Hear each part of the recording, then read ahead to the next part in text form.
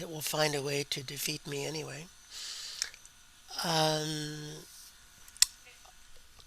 all right, so um, anyway, we want to start with a little bit of history and um, or a greeting. We should start with a greeting. We can't smudge because we're um, in a hotel, so so we can't smudge, but we could sing a song, an invitation song. Do you want to sing the invitation song? All right. Yes. So we like to invite the ancestors and the spirits and um, the invisibles, anyone in the neighborhood who might be dropping by, to come and hang out with us. So this is a song that invites the maternal lineage, the paternal lineage, the big spirits. Oh, I have to let you in. Oh, sorry. Here. Yes, and there's someone else too.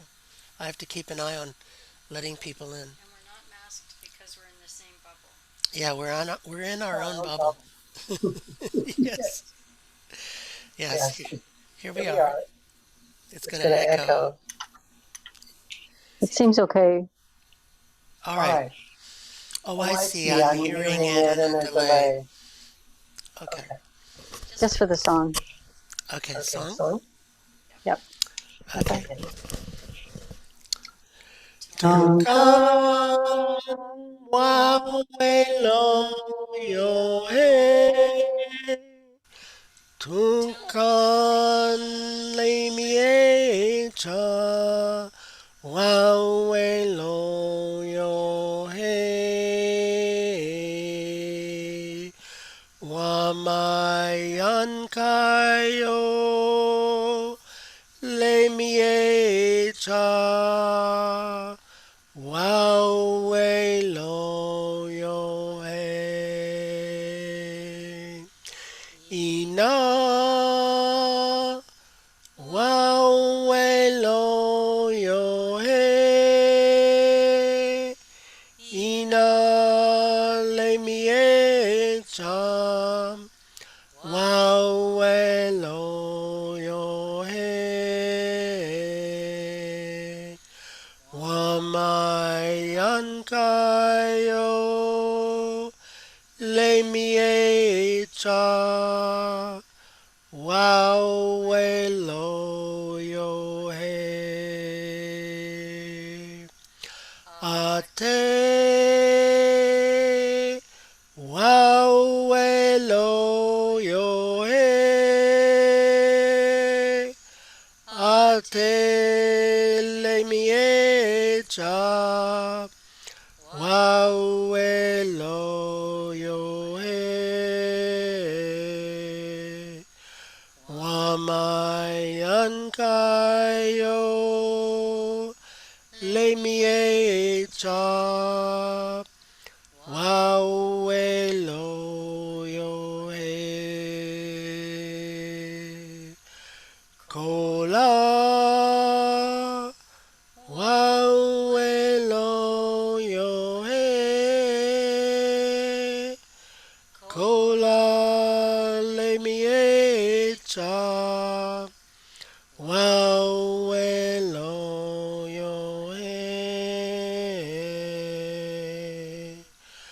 Wamayan kayo lemiecha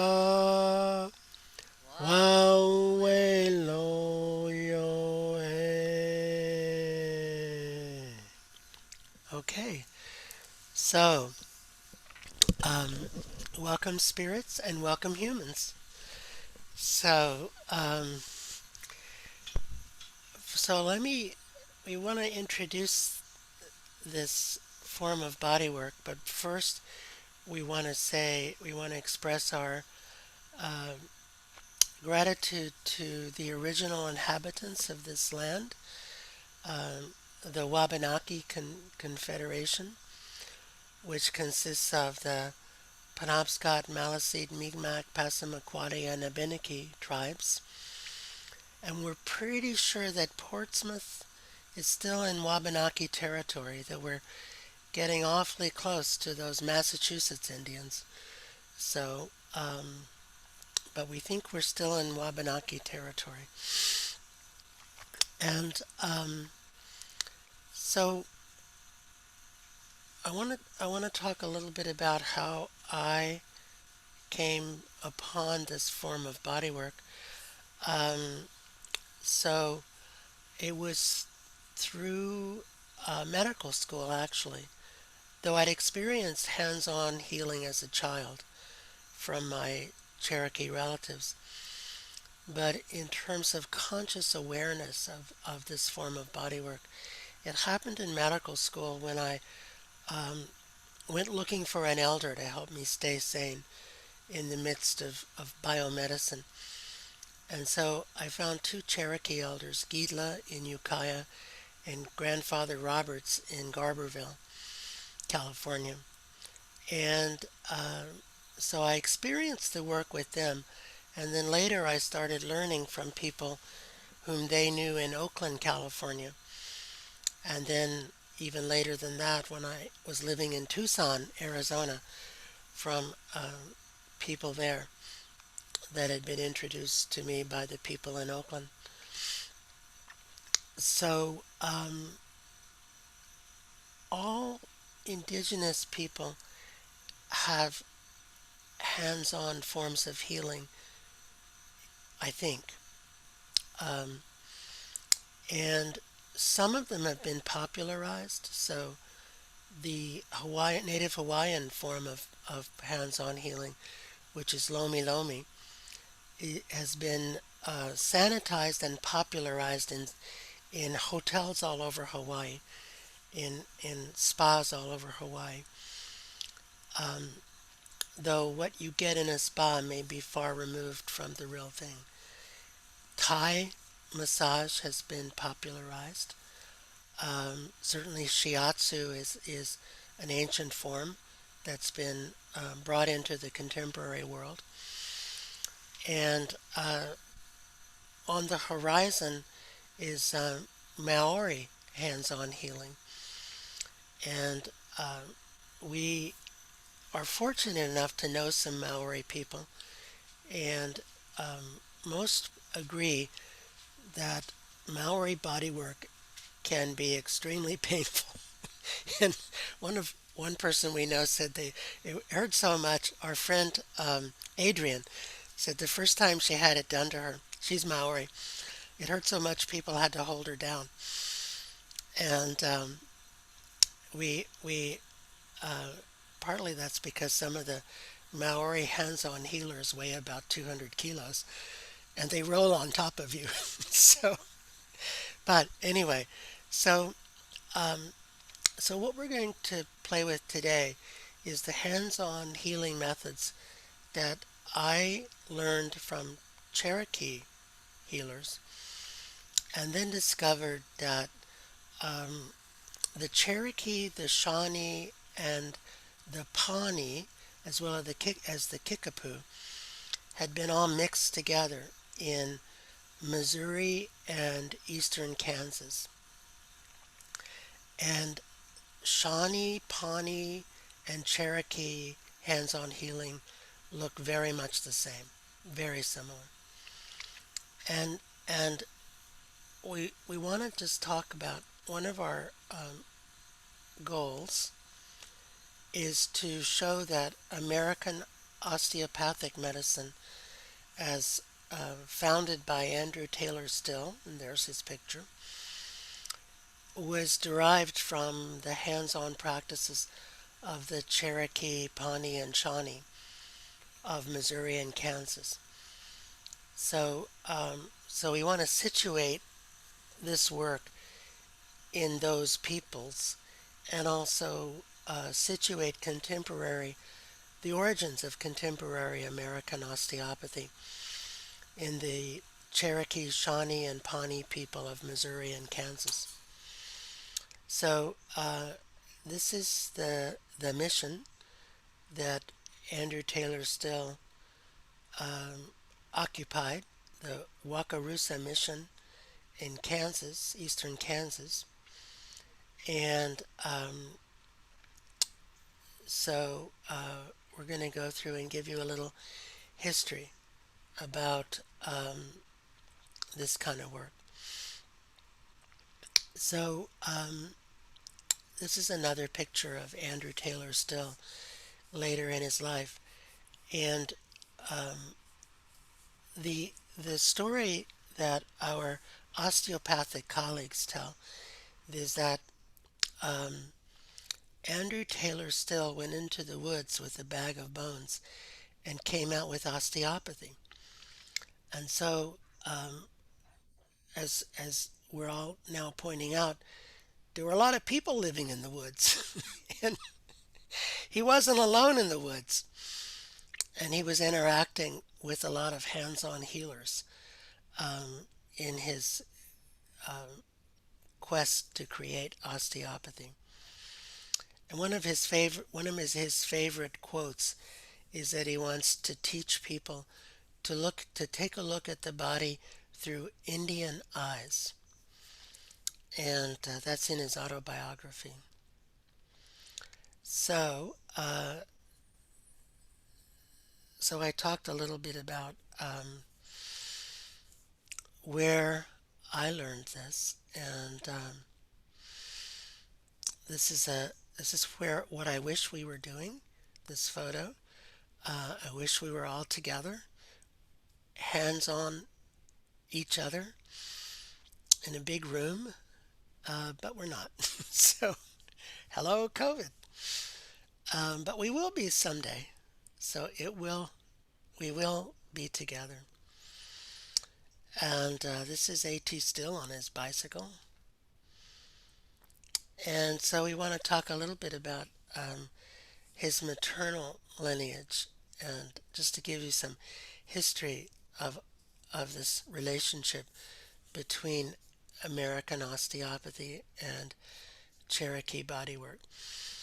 So, in 1772, Captain James Moore, who is a Scot, has come here from Scotland, hears from a relative of his named Abraham Looney about a beautiful valley with abundant ginseng and other herbs and plenty of game.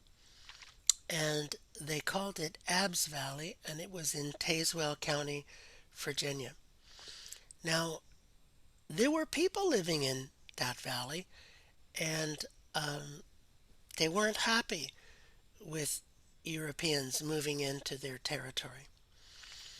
And so in 1784, Moore's son, James Moore Jr., was taken captive by a Shawnee named Black Wolf. James Jr. was age 14, and Black Wolf sold him to his half sister for an old horse.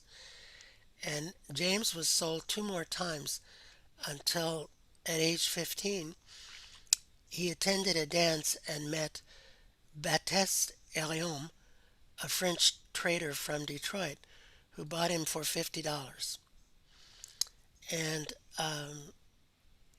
Baptiste welcomed him into his family and gave him good advice. And there he learned from a Shawnee friend about a massacre that had taken place. So, oops. So this was the Moore family massacre, which is a famous massacre on the frontier. And accounts vary of the massacre, but it involved 40 to 50 Shawnee tribal members, 10 to 12 Cherokee working with the Shawnee, occurred on the 14th of July, 1786, killed James Moore's father and 5 of the older children, kidnapped Moore's wife, the other 4 children, and Martha Evans, who was living with the family. Later, a dozen or so Cherokee got drunk with some Shawnee, and the wife and the daughter were chosen as representative sacrifices and were killed. and the other captives were sold. Do, do, do. Okay. So, so James Moore Jr. found out that they had moved close to where he was living, just across the border in Canada near Detroit. And Martha's brother paid for the release of the three, and they were restored to their families. So Still's mother, Martha, was the daughter of James Jr. And a fictional account of all this was written in a book called The Shawnee Tomahawk by Francis Lee Williams, the biography of nephew James Moore Brown, The Captives of Abbs Valley, a legend of frontier life. And it's available as a free download for anyone who's interested in reading it.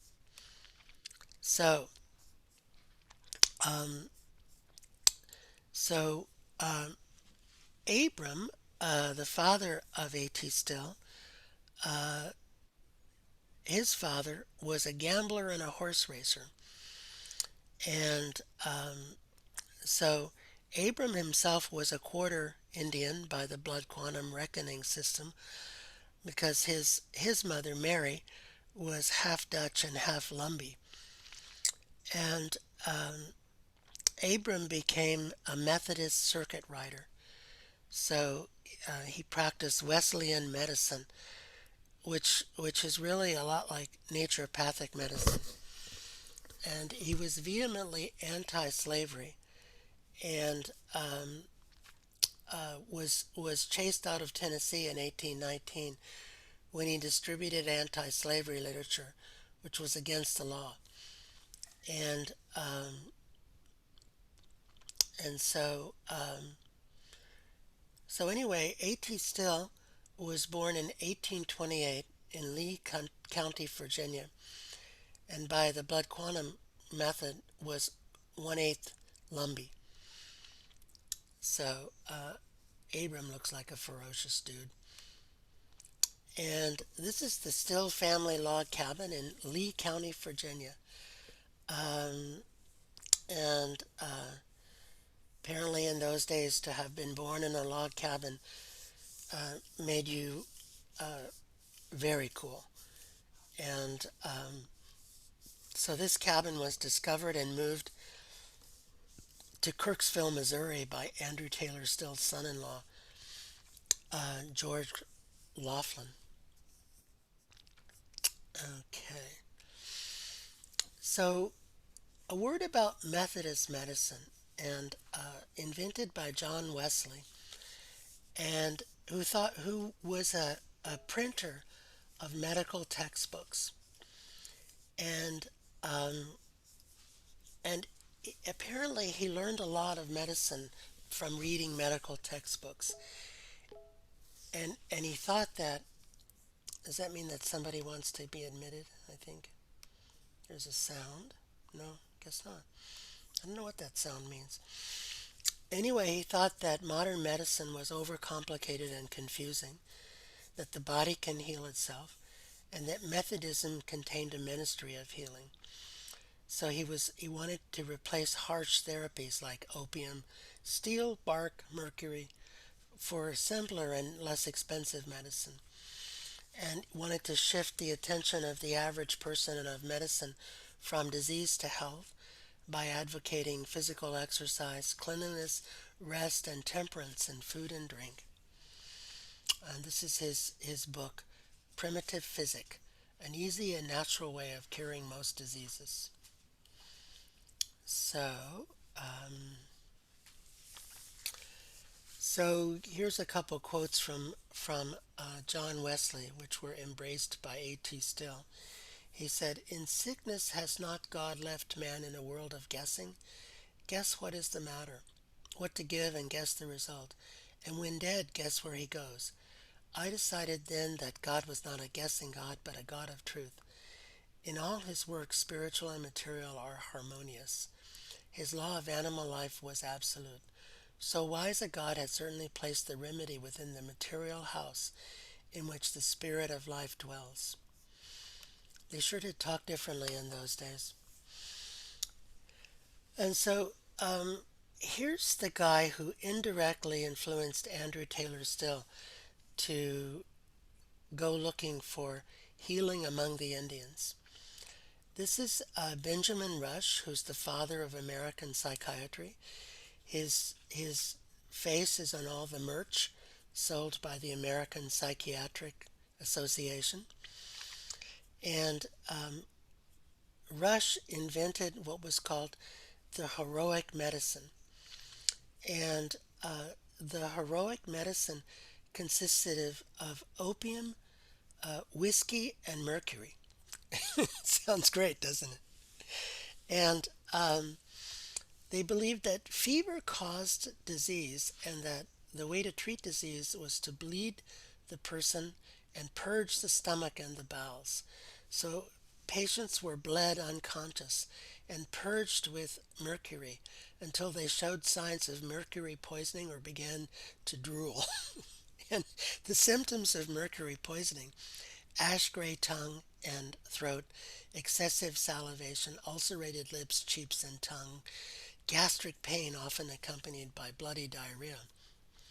Sounds like a lot of fun. And loss of teeth. So, and by the way, it shows that since its beginning, American psychiatry has been poisoning patients.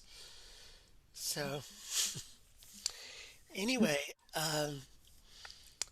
just as a bit of interesting history, there was a touring singing group in the 1840s called the Singing Hutchisons, who wrote a popular song called Anti-Calomel, and that was their most requested song. Uh, there was a part of the song went like this: and when I must resign my breath, pray let me die a natural death, and bid the world a long farewell, without one dose of calomel. So anyway, Benjamin Rush, by the way, also signed the Declaration of Independence. And this is what people could look like after calomel. This is Private Carlton Bergan, who was treated for a cold that developed into pneumonia with mercury. And so at age 14, Still was treated with calomel, and it caused him to lose his teeth. And so that certainly turned him against calomel. And to the right, you see the that Park Davis and Company has been has also been involved in the poisoning of people for a really long time. So so anyway, so getting closer to the history here, the Shawnee had a Spanish land grant at Cape Girardeau, Missouri, and in the 1803 Louisiana Purchase, some of the Shawnee went west to Texas and Old Mexico, and later moved to the Canadian River in southern Oklahoma, becoming the absentee Shawnee tribe. And in 1817, the Treaty of Fort Meigs granted the Shawnees, who were still in northwest Ohio, three reservations: Wapakoneta, Hog Creek, and Lewiston. And in 1825, Congress ratified a treaty with the Cape Girardeau Shawnees, ceding their Missouri lands for a 1.6 million acre reservation in eastern Kansas. So after the Indian Removal Act of 1830, which dictated that there should be no Indians east of the Mississippi River, the Ohio Shawnees were given land on the Kansas reservation. So we'll just mention briefly that these were terribly traumatic times for indigenous people in eastern North America. So In 1854, the U.S. government tore apart the the Shawnee Reservation in Kansas, and forced the Kansas Shawnees to relocate to the Cherokee Nation in northeastern Oklahoma. But the Shawnee Reservation was never formally extinguished, and so some Shawnee families stayed behind and kept their land allotments. And so in 1869, the government caused these Kansas Shawnees and the Cherokees to enter into a formal agreement and receive allotments in the Cherokee Nation, and the two remained together until the year 2000 when they separated. So, so, so Still's family moved to Missouri in 1836, and that was the time of the slavery debate that Missouri wanted to enter the U.S. as a slave state, but Nebraska wanted to be a free state. And so there was tremendous battle. And in 1844, the church divided over the issue of slavery. Still would not accept slavery and stayed with the old church, defying orders to move. Um, but eventually they left, thanks to the threat of ropes and bullets. In 1849, still married and was still fighting slavery. And in 1852, Still's father moved to Kansas and established the Wakarusa mission with the Shawnee. And this is the Blue Jacket crossing of the river at Wakarusa, Kansas. So, in 1853, Still's father started treating Shawnee people, and Shawnee were friendly, but there were occasional violent episodes involving drinking. And in 1854, Still's father's pro-slavery rival Thomas arranged a deal with the government and sold the Shawnee lands illegally for huge amounts of land and cash in exchange for educating, in quotes, Indian children. So the mission was closed and the Stills lost their homestead. And so in 1854, a huge number of people came into Missouri looking for homes and occupied this former Shawnee land, as well as some New England settlers who were anti-slavery. Um, so, um, so the Kansas-Nebraska Act called for a popular vote to decide slavery. So the Civil War began quite early in Kansas, Nebraska, and Missouri, with Still joining the famous John Brown and James Lane's anti-slavery forces, and the battles of Bleeding Kansas ensued. So, in those days, um, smallpox, measles, cholera, typhoid, malaria were all common, and medicine was completely unregulated.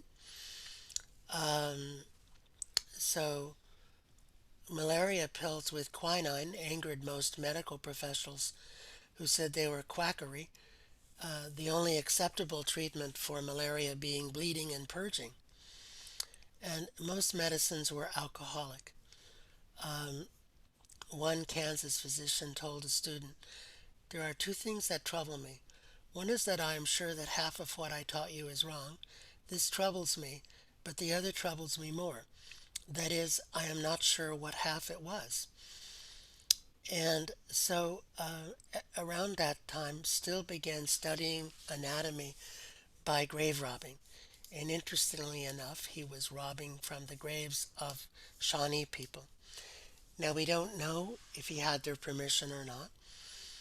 We suspect that he had some level of permission, or they would have simply killed him. So, but he began studying anatomy. and he was exposed to a variety of medical reformers, nature based, plant based, practitioners of the Indian medicine, meaning Native American, snake oil salesmen, homeopaths, spiritualists, bone setters, Chinese tuina, and acupuncturists. It was quite a mixing ground in the 1850s in Missouri. And dissection of human bodies was highly contentious in that time. That there were grave robbing was abundant. The Bone Bill of 1854 allowed criminals and those who had received public financial support to be dissected. So this is around the time that still is dissecting bodies. And there, so by the late 1850s, um, so Still is famous as a highly regarded doctor. He's anti-opium and anti-whiskey, and in those days, both the doctor and the patient drank the medicine. So um, and but he also was fighting against slavery, and there's a great story about how he escaped from murderous pro-slavery forces by riding a mule across a very narrow icy bridge. And no one believed him until they went back and checked out the bridge. But um, Still had, yeah, and made him do it again. Still had an incredibly reliable mule. I want to point out that was one good mule. And when we were at the Grand Canyon, we watched the mules walking down and up the trail. And I'm going to tell you, I do not plan to ride a mule either up or down into the Grand Canyon because those buggers walk so close to the edge, I cannot believe it. I hugged the opposite side of the trail. So, and anyway, in 1859, Still's wife died and he remarried in 1860. So here comes the Civil War. So this is a map of the U.S. The pink states are free states. The gray states are slave states. The green states are U.S. territories, and Kansas in the center is white. And so Still rode the same mule through the whole war. He was shot through his coat twice, um, and but he was also famous for being a really practical man. And so in one time, his men were under dire straits from the pro-slavery forces, and they fell to their knees praying for the Lord to save them. And he said that I deemed it best to suspend devotional services and get into line to fight the rebels who were spattering us with lead. So I leaped from my mule and planting my foot close behind some of them, I broke the spell. So he was quite a practical dude. But he was also known for kindness to the enemy, giving them food when they were hungry. And in 1864, the regiment was disbanded, and that same year, his children died of meningitis, which was his catalyst to create a different kind of medicine. And so this is a quote from his autobiography. He said that the Indian way of treating cholera was no more ridiculous than the so-called scientific doctors. Um, and so They dug two holes, one for vomiting, one for purging, and hoped that you survived.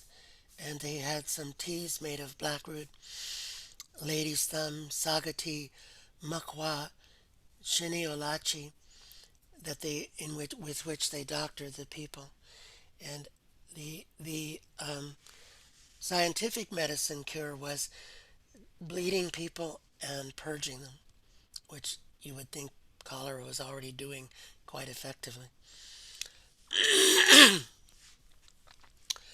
So, so anyway, Still said that he went back to the great book of nature as his chief study.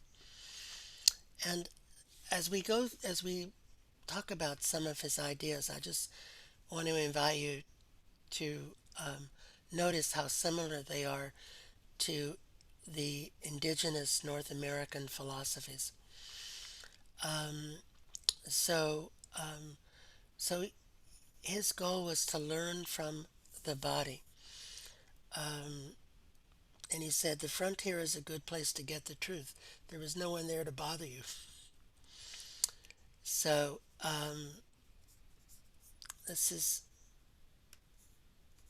kind of an interesting drawing of Still's conception of the nervous system, and it's really quite energetic, quite driven by understanding of energy medicine.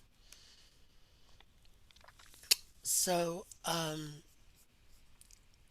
so this is Still, and you could imagine organizing these circles in terms of the four directions. So this was and he talked about treating his own headaches with a swing made of his father's plow line hung between two trees, um, and treating his dysentery with some twisting motions of his back, um, and and Still was a fluent speaker of Shawnee, and was continually interacting with the Shawnee while as he thought about new methods of healing and as he questioned medical tradition. And so we've been learning from the A.T. Still Museum in Kirksville, Missouri, from his letters and from letters about him, the that there's quite a body of evidence that much of that he learned much from the indigenous people of Missouri. Um, that his teachers of the facts of nature included Indians, and his classmates uh, included some humans besides the badger, the coyote, and his mule. Um, and so this is Still's daughter, uh, uh, Laughlin, Mrs. Laughlin, and interestingly, she was also fluid in Shawnee. And this is a letter written by her in Shawnee with a little bit of English translation thrown in. So she says that what she wrote means, what me do now comes from the loving God, and me do love and thank him. Um, so, and it's interesting, it sounds primitive in a sense when, childish in English, but, this construction with the me as the object is how Russian is spoken too. You say "Мне нравится музыку," which is me likes music in Russian. So that so so probably it would have been more fair to translate it as I do love and thank him, so that it didn't look as primitive. But um, so anyway, um, so that's a little bit about Andrew Taylor Still and some of the evidence we have. Lois, the bone in the universe. The what? The bone in the universe. The universe in the bone. I think we're getting there. Okay. Yeah, yeah. And there's a couple more things that Barbara wants to make sure we say. Um, and still, by the way, was thrown out of the church for touching people, and they thought that was devil worship. It was devil worship to touch people, and the church authorities said, "I believe it is the evil spirit which the devil has set to draw you into his rabbit snare." This is his osteopathy. Um, and it's interesting too because w- once upon a time I gave a talk in Tahlequah, Oklahoma, and capital of the Cherokee Nation, and about 10% of the audience there had experienced or practiced the indigenous hands-on form of healing. And I've also gotten the reaction that this couldn't possibly be Cherokee, that I completely fabricated it because it's devil worship. Because so many Cherokee became Baptists, quite rigid Baptists for that matter. And we did a course in Norman, Oklahoma, in I think 2016, and some Cherokee women came and were completely familiar with what we were doing, and told us it was what they call reading the body. So our colleague Josie Conti, who is an osteopath, is excited about there's a formation of an osteopathic medical school on the Cherokee Nation in conjunction with Oklahoma State University. And we're hoping that they'll be interested in exploring this relationship of osteopathy to Cherokee indigenous healing in greater depth. So, um, so E. E. Tucker, who wrote about Still, he was a contemporary, said that Still got the name osteopathy from two Indian tribes, the Oswegos and the Potawatomi. But others argued that he got it from the Greek words osteon and pathos, pathology of the bones. Um, so, oops, I went too fast. So this is Still using the phrase taking an Indian look at something. And he meant forgetting what you know and just quietly observing with no expectations. This is him in conversation with E. E. Tucker, or Elbert Hubbard, I guess it is, a colleague of E. E. Tucker. So, Still wrote in 1895 that great creator equipped man with native forces sufficient to run the machinery of human life safely and smoothly to a ripe old age, and he has wisely placed the means for applying them and controlling them within easy reach. And this is the bone quote that Barbara was talking about. Um, to know all of a bone in its entirety would close both ends of an eternity. He liked bones. So he called himself a Hochonethawa, which is the Shawnee word for a doctor or a healer. And he also called himself a lightning bone setter starting around 1883, which was the term used to um, native people in the region who did hands-on work and adjusted bones. And this is a picture of him from those years. And the Dene people in the Southwest were also referred to as lightning bone setters. So, more quotes.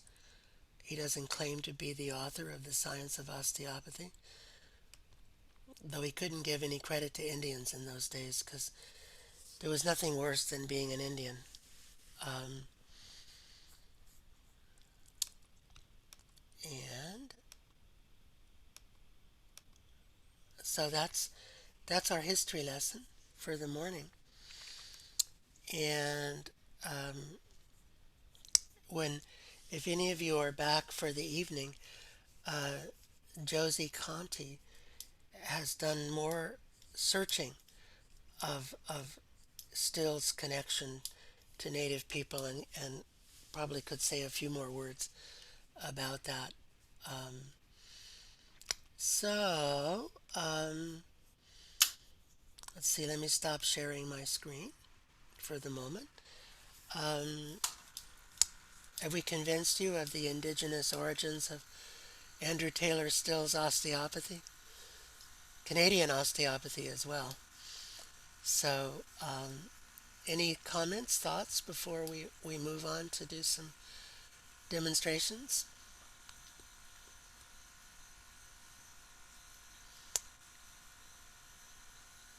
All right. Barb, any thoughts? Anything I left out? Okay. So, let's see. Why don't we take a 5 minute break while we set up the camera for demonstrating on the table, and we'll be all set to go.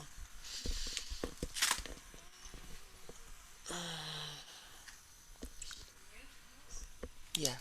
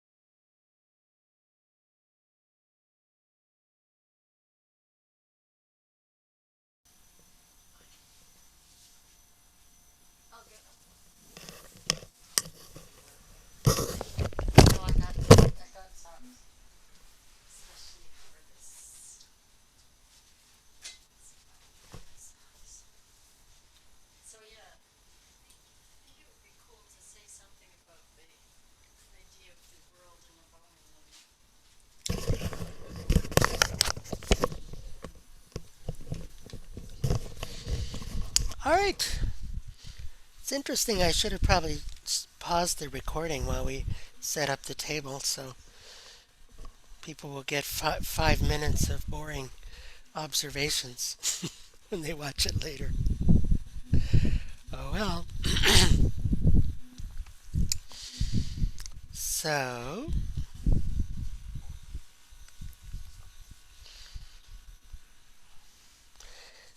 let's see. I know where most people are from.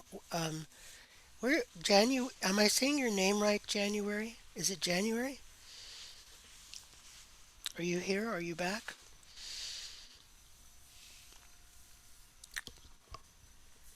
Hmm. How about Nicole? Where are you from, Nicole? I'm in San Diego, California. I'm a midwife here. Oh, how about that? So it's probably warmer there than by us.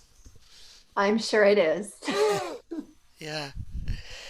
So, all right. So, I I think I wanted to say a little bit more about still and saying that the whole universe was in a bone, and it reminds me of Walt Whitman, who talked about even a blade of grass being a perfect miracle, and I think that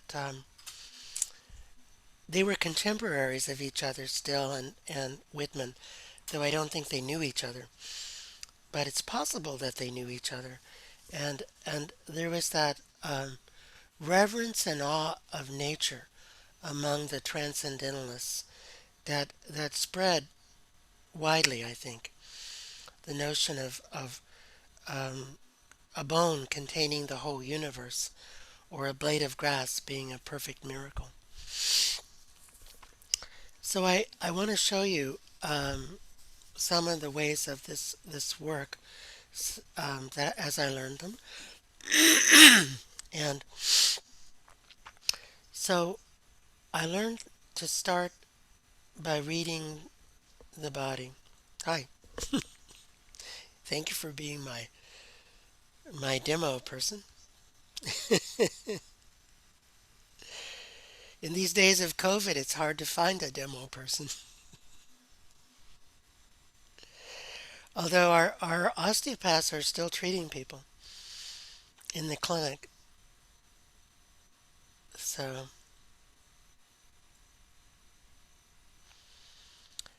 I'm what I'm doing is just getting to know Barb's energy, the energy of her body, and I'm just feeling, I'm sensing, and I suspect that it's like synesthesia, that we all would record the energy of the body differently, and even in potentially different sensory metaphors.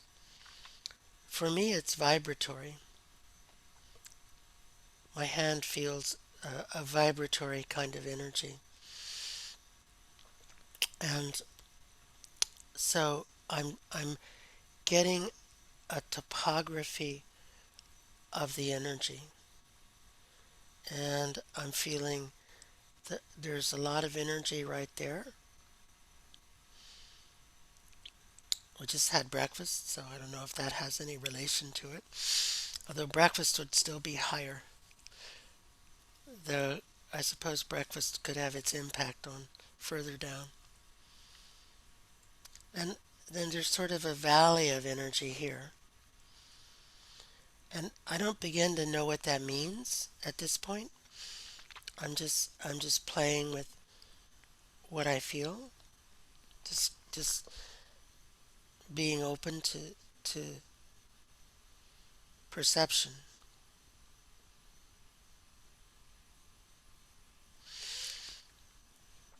And I'm also certainly bracketing what my biomedical colleagues would think of this sort of woo woo. Though I imagine that a physicist could explain it. The body is generating um, tons of electromagnetic energy, um, electromagnetic radiation, heat, all kinds of all kinds of energy coming off the body. So, I mean, it's not even preposterous in ordinary science terms to believe that I could perceive that energy if I were sufficiently patient and um, observant.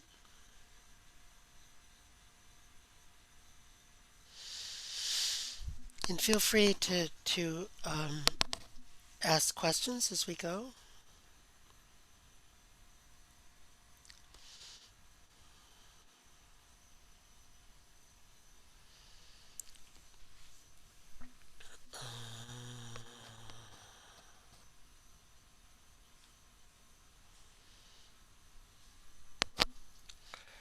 All right, so there's a little bit of a drop off in energy as we go further down the legs.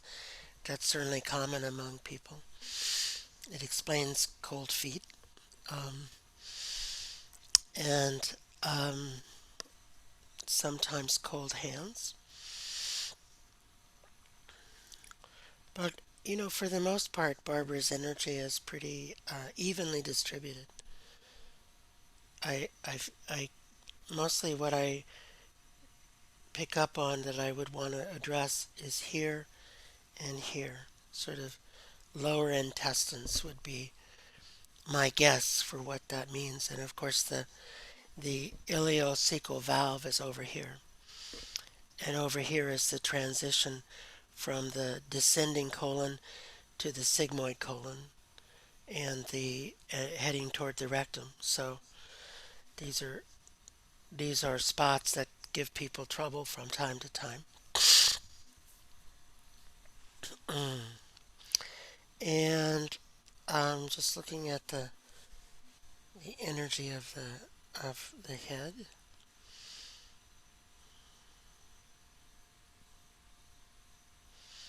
pretty evenly distributed.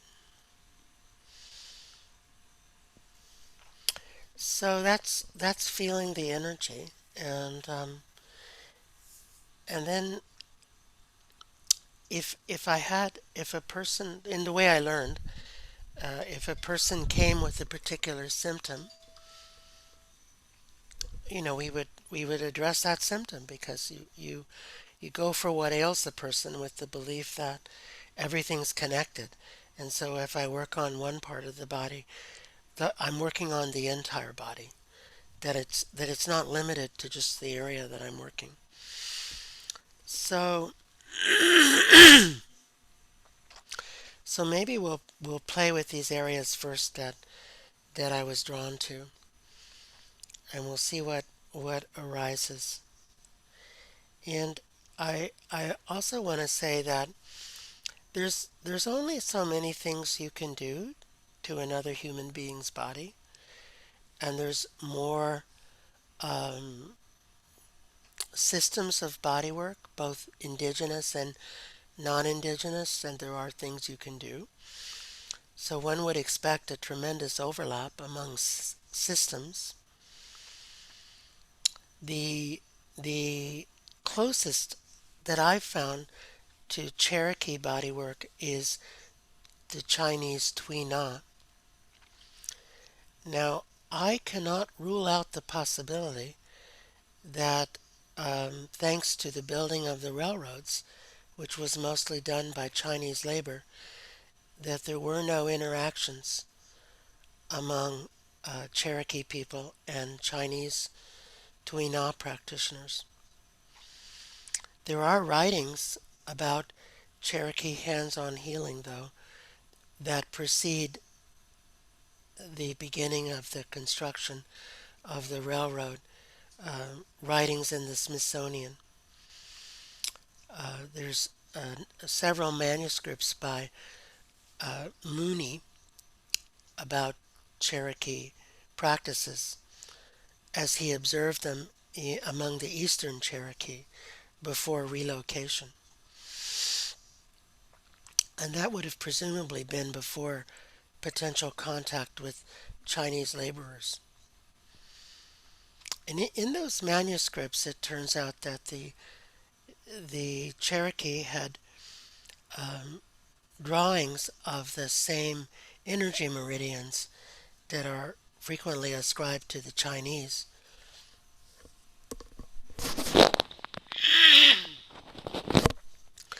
And I asked a Qigong teacher, Luke Chan, about that once, and he said, "Well, if you sit with the body long enough, you're kind of going to come up with all the same conclusions wherever you're sitting." And he said it wasn't surprising to him that other people had figured out these meridians because they're not that hard to figure out if you sit quietly and calmly and patiently.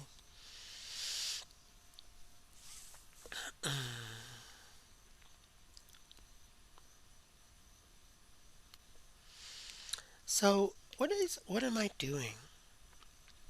So I'm using my hands to relate to the energy that I perceive in this region beneath my hands. And and there is a transmission and exchange of energy that's happening. You might think of it in a similar way to Reiki, in which energy flows, universal energy flows through the hands into the person. You could think of it as an interaction of electromagnetic fields, of my field of energy interacting with her field of energy. There's uh, an extensive literature on the psychobiophysical effects of touch. And my perception and belief is that I'm having an influence on the organs beneath my fingers. I'm in an energetic relationship with those organs in which something can happen, something can change. And every so often I'm inclined to press a little bit and to rub a little bit.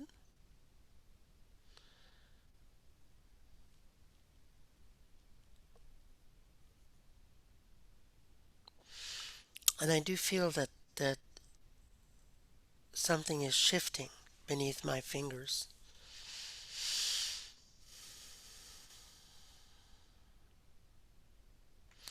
In contemporary osteopathy, the closest thing to what I'm doing is called visceral osteopathy, and it's popularized by, I believe it's Bruno Cicli, or Cecli, and it's much more popular. It's much more popular in France than it is in the United States. Jacques Barral is another name in visceral osteopathy, and in fact, he wrote the textbook on visceral osteopathy. My colleagues, where I work at Eastern Maine Medical Center, my three osteopathic colleagues all practice visceral osteopathy. Like it looks very much similar to what I'm doing. And this is, by the way, getting into our original insight that still must have gotten something from the Indians, because one day I was doing Cherokee Bodywork, as I call it, although we've been starting to call it indigenous bodywork, or the indigenous bodywork of the tribes of Missouri, or other longer terms, so as to not necessarily just single out the Cherokee. But anyway, I was doing what I'm doing, what I do, what I learned to do from my teachers. And a person said, "Where did you learn osteopathy?" And I said, "What's osteopathy?" And they said, "What you're doing." that thing that you're doing, that's osteopathy. I said, no, it's not. It's Cherokee Bodywork. They said, no, it's not. It's osteopathy. So I thought, maybe we need to look into this a little bit deeper. And that was my impetus to start looking for the origins of osteopathy. So, and I do think that it's really important for contemporary society to acknowledge the contributions of the original people of North America to what we do today, not only to our cuisine, but also to our medical practice, to our hands-on work,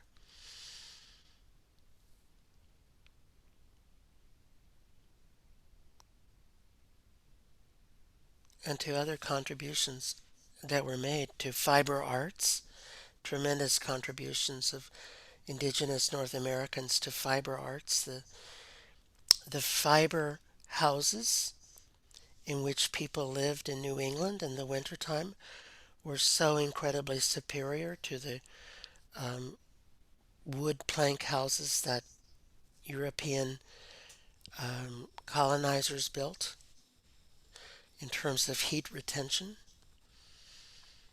And of course, the basket making technology of the Wabanaki people is um, incredibly superior to what existed among Europeans in the 16th century.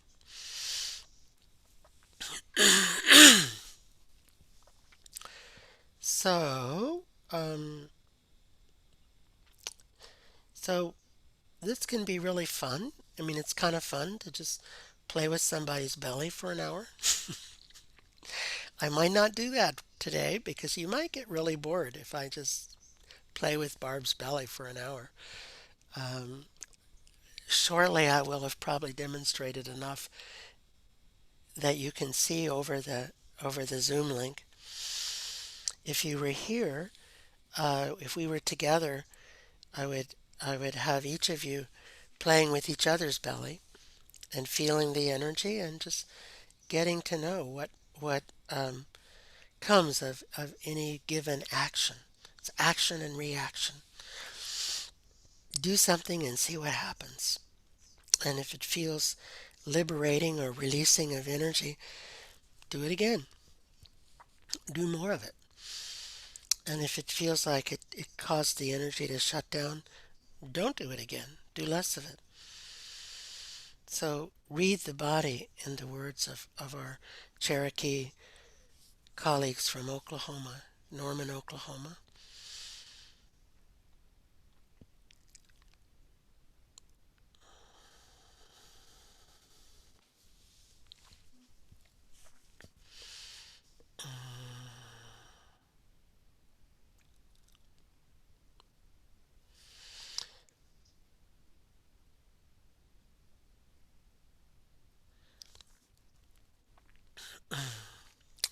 So, Barb, do you want to say anything about what it's feeling like from your perspective? I can give you the headset and you can say a few words. I could say something.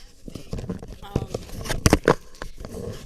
So he's using his fingers and thumbs, and he's working with the viscera in the connective tissue in the belly, and he's really looking for places where it resists or doesn't resist Stiffness. stiffness. And there's two spots that are very accurate in inside of each of the hips. There's two spots that almost feel like it's a they are not bruised, but they feel like they could be bruised, like they're a little pinchy. And so he was drawn to those two spots.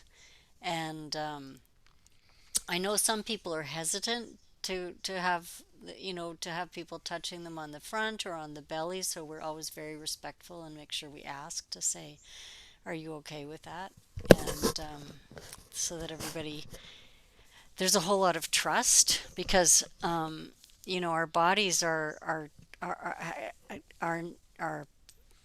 neuroception is directly is an embodied phenomenon, our ability to sense when we're safe and when we're not safe. And so when you're working with the body, you're like really penetrating that space, or you want to move easily and gently into the space that people have around them, and really be aware that it's their system that tells them where they're safe, and people may not be able to articulate it.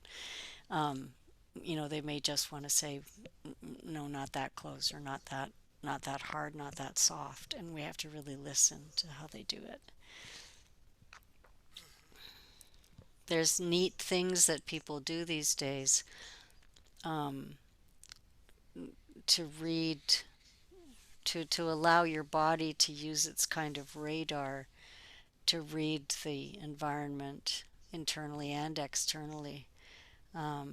More kinds of scans that we're doing, or I heard a really good one the other day, which was about problem solving, and they said that they had the other person sort of embody the energy of the problem, and then they moved around a room together with the problem, doing kind of a dance with each other, and depending on how close or far away or fast or slow the problem moved, they got some insight into their reactions to that. So there's a lot of somatic work that's coming into therapeutic work, especially for trauma, but even just for normal things, because it turns out our mind is in our bodies, and our body is our mind. So, um, and the stomach is a very, we digest, we eliminate, um, it's a big decision making place to decide what to keep and what to throw away in terms of nutrition. So it seems like all these ideas, these metaphorical understandings of our body come into play. Gut wrenching. Gut wrenching, gut sense. Yeah, People say you make me sick. you make me sick. You make me barf. Want to Yeah, barf. yeah. So having a working gut, um, it's hard to look at, doing body work, and also to talk more about. There's been such a lot of increased knowledge, the vagal system, um, enteric mind, all the investigations people have been doing on the connection between wellness and body flow, energetic flow. So this is a great way to look for blocks and help release them. And you never press past tolerance or resistance. So if somebody is going, no, no, you don't keep going. This is not Maori body work. Right, We're we're not not Maori. They have their own way of understanding the body and why you might want to hold someone down and have at them, but that's not It's the not way that, us. no, it's not the tradition that we've learned. And really, part of teaching this is kind of acknowledging that, um, you know this is if you're a professional body worker, it's very useful to know this kind of approach, and to just think about not, throwing out your knowledge and feeling with your hands, and really letting your hands feel temperature change and energy change. um, and uh, and it's really a testament as well to the nature of touch these days, that has become so politicized and sensitized. And it's really important that it's respectfully done, but being able to offer, hands-on work to somebody that is in a place of respect and healing intention, even in a small way, not like I'm a big healer, but just I'm trying to help nurture your body in a way that is non-sexual, non-threatening. And so that's a really interesting place to think about touch, is as a way to offer healing to somebody, with a vulnerable modality. It's easy to use our words and say, I wish you well, I'm so sorry, or I hope things are okay. It's different to offer our hands in that kind of a sensibility. So we're very aware of boundaries, which are partly socially constructed, um, of where the limits are, and we don't rush in anywhere. Um, but boy, it feels good. Yeah. Just as an example of being surprised at someone's boundaries. Once upon a time, a few years back, um, it was always my routine in doing a physical exam to pick up the ophthalmoscope and to look into the back of the person's eyes because it's the only place where you can see arteries Mm, and veins, mm, so you can get an incredible sense for the health of the arteries in the body from looking at the back of the eye. Plus, you can look at the macula to see if there's any, early signs of disease and just other things like that. And so I um, was doing like a routine physical for someone, and I said, "Oh, can I look in your eyes?" And she said yes. So I turned down the lights because I need her pupils to be a little more dilated. And I took the ophthalmoscope and I looked in both of her eyes. And so she filed a complaint that I'd gotten much too close to her mm, for looking in her eyes. mm. And I realized from that point on that I needed a chaperone if I wanted to look in someone's eyes. Hmm. Which, since we can't get a chaperone easily, it means I look in a lot fewer eyes these days than I used to do. But it's important, it's interesting that someone would feel the eyes were, I mean, any eye exam goes right up close. Mm-hmm. So it's really interesting that someone would feel that vulnerability with their eyes, Yeah, yeah. and you know, It was completely outside of my um, understanding that that would be hmm, conceived as too yeah, close. Yeah, yeah, because I'm so busy concentrating on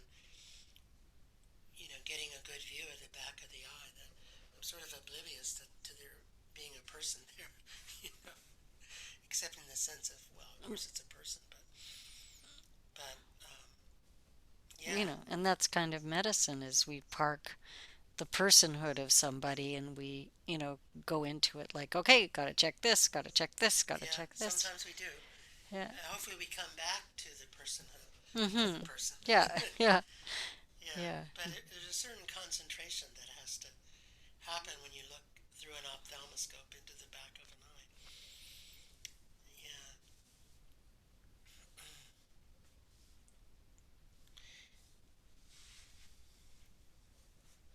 it's gotten very different in medicine too. It's that you go to your annual PCP visit and you don't they don't take off any item of clothing anymore. So um, if you want to have a skin exam, you have to go to a dermatologist because Mm, they'll still take your clothes off and look at your skin, mm, but not your PCP. mm. Yeah, I guess that's good business for dermatologists. All right, anything more you can say about the experience of what I was doing with your belly? No, I mean it feels great because there are tighter spots, and yeah. Yeah, I can feel the energy shifting, and if we weren't before the camera with teaching a class, I'd just keep going. Mm. But I'm not sure that it would be all that interesting to watch for another 30 minutes. I No, think we've that's probably done ballets. exhausted what we came here to do with the belly. But I want to just mention one more thing, which is that that I'm letting go of all my prior knowledge. When I do this technique, I do what Andrew Taylor still said to do. I I look at the energy. I look through my hands at the energy, um, and put aside all my prior knowledge. So, I mean, I know all of the acupuncture points all over the abdomen. I routinely use them when I do acupuncture. I know where the energy meridians are, but I don't want that to be in my mind when I'm doing this work. I did think of something else to say. So So they talk about um, exteroception, interoception, and proprioception. So exteroception is your perception of the environment around you and the effects it's having, like a cold breeze or um, the touch of a hand externally or somebody being too close or too far away or, hot and cold, that kind of thing. Um, Hardness and softness. And then interoception is the perception we have of our own inside. And so, one of the things I think that is intended in the connection and is intended in this idea of reading the body is that it awakens inside the person being worked on that sense of interoception. Um, so when he's working on my belly, my imagination is constructing an internal landscape in response to how he's working. So if he's finding something hard, like there's a couple of spots that are quite bunched up, I think. When he finds those, then I create an internal idea of that sense, and you can work with it too because our imaginations are really powerful. So if he's pressing on my gut, I'm also thinking of my fascia and inviting it to release and going, oh, okay, I should breathe and relax my back. And I think that is something that we do after some experience with body work, but it is something really helpful and really innate in us, is to imagine the internal landscape, and the more opportunity we have to learn, the more we can kind of work with our own bodies inside through our just traveling internally through this interoception, being able to kind of imagine everything from our hearts. Often we do it with the vagus nerve, imagining the vagus nerve and the connection, and then there's some other work that we can get into later. Ways of body scanning um, for injury. So if I've injured my ankle, there's something that there's this idea that when you injure a body part, the spirit of the body part might curl up in the corner or leave for a bit, and you have to work with your body part. You have to speak to the body part to kind of invite that spirit to come back again and ask it what it needs to be healed. So there's lots of ways that you wake up that perception, that interoception, that feeling of your internal self, and use it in your own healing. It's very powerful. I remember reading something once where somebody was talking about tickling the amygdala. And the amygdala is our threat detection instrument, and they were talking about with anxiety being able to speak to your amygdala to bring calming as part of a calming practice, self-calming practice. So much going on. A universe in a bone. A universe in a belly. Yeah, yeah, All right, so let's move on to breath, maybe. to breath.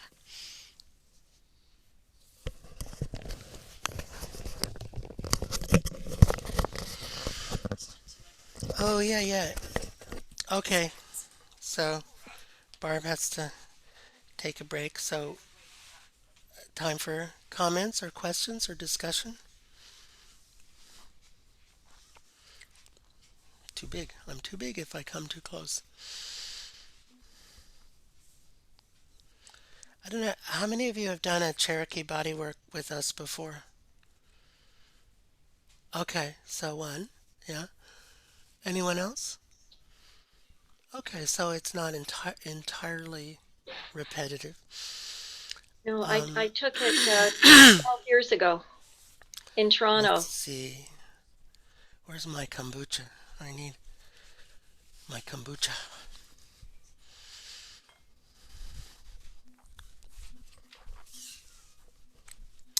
It is a lot. I mean, it is really fun when we have everybody working on everybody else in the same room.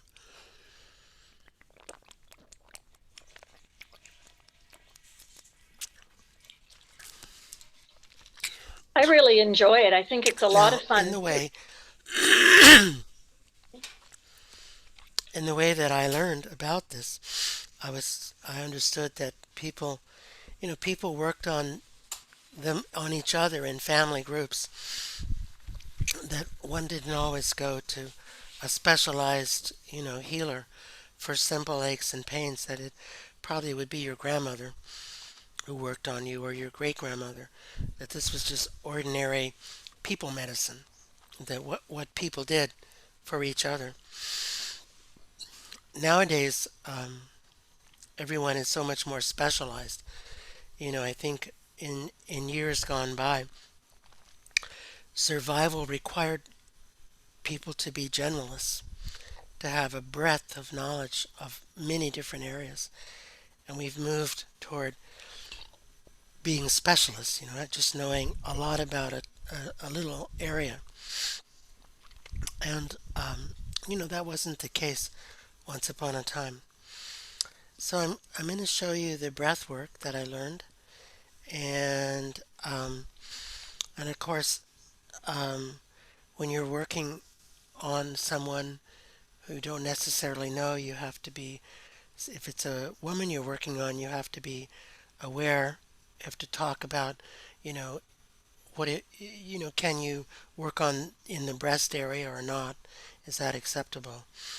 Um, Barbara and I know each other quite well, so I'm going to skip that step, but I just mention it to all of you.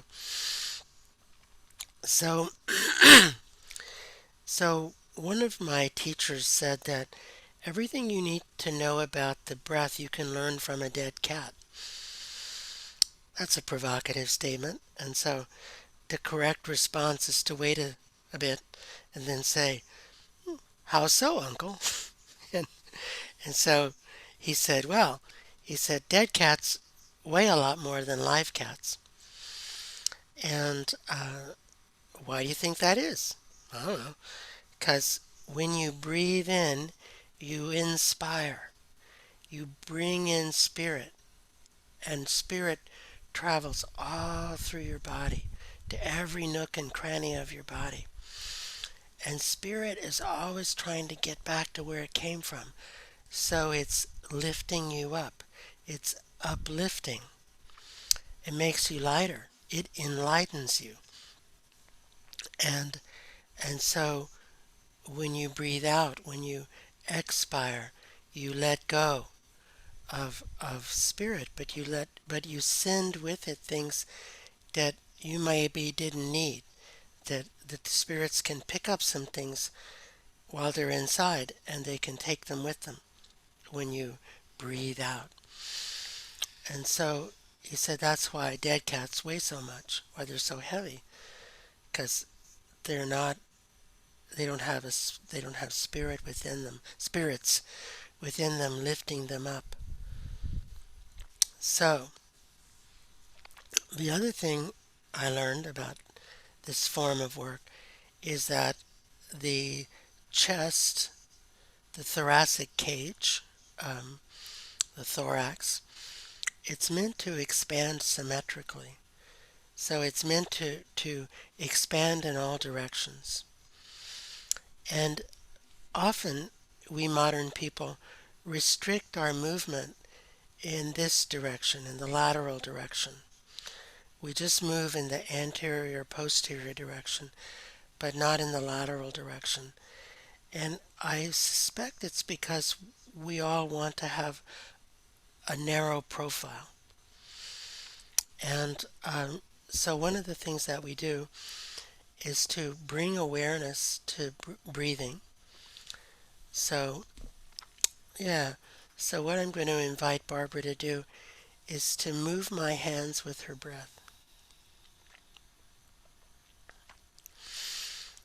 And I'm going to push in a little bit as she breathes out, just to increase her awareness, just to exaggerate the process just a little bit more. And of course, when babies are born, their chests are squeezed by the vagina. And then there's that sudden loss of pressure when their chest emerges into the world. And it's that loss of pressure that causes them to take their first breath. So I'm duplicating that to some extent. I'm creating pressure and then releasing the pressure, which causes the breath to be deeper, more full. And in accordance with my teacher, causing more spirits to enter the body, more spiritual energy to come into the body.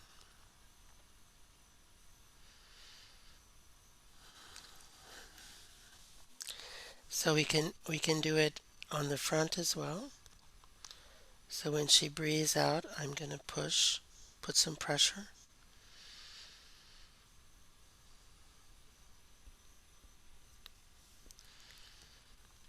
And I hope to bring her awareness into these parts of her body.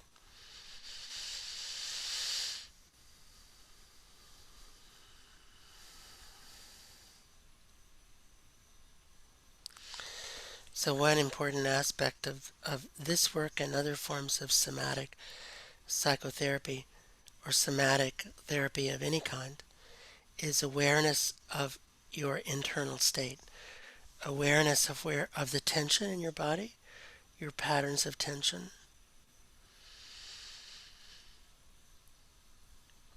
awareness of where you're holding energy.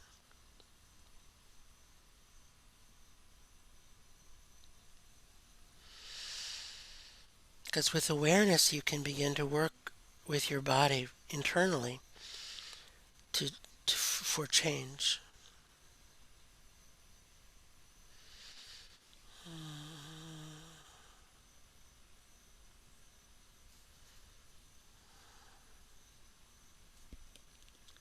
Now, there are also points on the chest that restrict the free movement of the ribs in breathing. And I personally feel these points as little knots, of little clumps of energy, collections of energy. Other people can feel them in with a different metaphor. And so when I feel a little knot, I rub it. I see if rubbing it will make it release.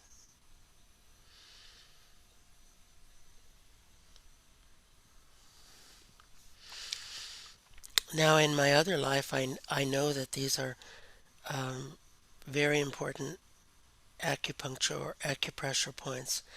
But as I was telling you, I try not to think about that. I try to bracket that knowledge and just let myself feel without without judgment or interpretation, to just let myself go to where the knots call me, to in to really read the body energetically and to work where it calls me. And of course, I always monitor the breathing and the facial expressions and the tension of the person with whom I'm working. And so if I do something that appears to be unpleasant, well, I stop doing it or I ask about it. So I want to keep doing things that seem to be moving in a direction of greater relaxation, of easier breathing, of greater release of tension. Ah, there, I got something there. I've hit a few. All right. So when you get one of these, it's fun to ask, so who's in there? Who is that in there? What's in there? What's going on in this point? Who you got packed, stored away in there? Busy day. Busy day. So this is where you put your busy day. Hmm. I suppose it's good to have a Interstitial. It's an interstitial busy day hiding places. It's a busy day hiding place, she said. It's an interstitial. Between the ribs, any spots I can find, I can hide bits of busy day. So she says, in between the ribs, any spots she can find, she can hide bits and pieces of a busy day. Ah, Ah, maybe you put too many bits and pieces there. maybe. It's overfull. Overfull. Wow. Storage locker overfull. Maybe it got iced up in the blizzard. Ah, storage locker got iced up in blizzard. Could be. But it's interesting because I can feel like numbness in my face from like the energy. Hmm. There's my upper lip is sort of numb. My cheek muscles like go out here. Can you guys hear Barb? Is at that distance from the microphone?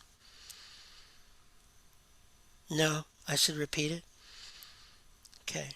She was saying that as I work here, that she's feeling numbness in her face, especially above her upper lip, Like fuzzy, like like a energy like buzz. a buzzing energy, like energy buzzing. So more like a buzzing energy than a numbness. Yeah, yeah, like a vibrating, buzzing energy. Yeah.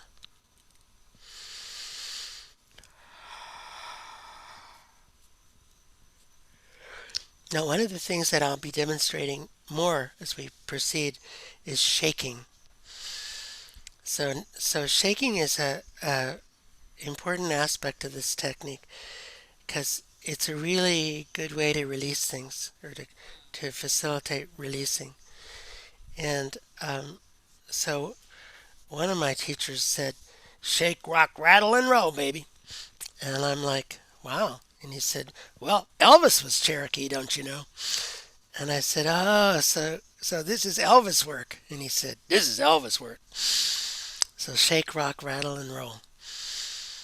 And this is the shaking. I'll show you the rocking in a bit. And I don't know if we have much rattling. Well, we use rattles sometimes, though. We didn't bring any with us. And but we do use rattles sometimes, rattling over the body to move the energy. And I'll show you the rolling. Rocking and rolling are very similar processes, I think. I'm kind of rocking right now, but if I wanted to roll, I just have to make it a little bigger, and I'd start rolling the whole body. So we're getting that um, we're getting busy day out of the ribs. Get out of there, busy day. Oops, I found another spot.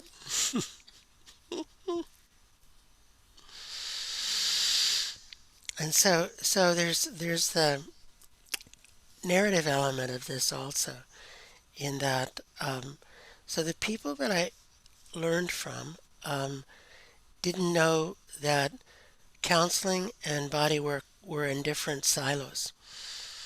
For them, it was just all one, and so they were always playing with um, talking, with narrative, with story, while they were working with their hands.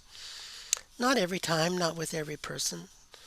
Some people they just knew the story well enough that it didn't matter, and others there just wasn't a story easily available. But but just like what I've been showing you, they would be playing with the idea that there what's in there, what's in that sore spot, how would it get there, where'd it come from, does it have a name, can we talk to it, can we play with it, does it play checkers or chess, does it like baseball or football or lacrosse. Well, it's a very scrawny rabbit, so Ah, doesn't really play. it doesn't play run across the road quickly and dodge the trucks. That's good. That's a bad game for a scrawny bunny. So what's up with this scrawny bunny?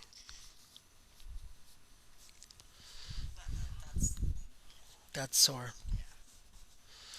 Okay, sore scrawny bunny. What's up with you?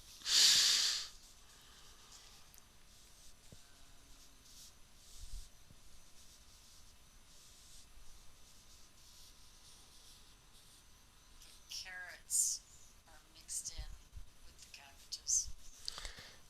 Everything everything was laid down in orderly rows in the garden.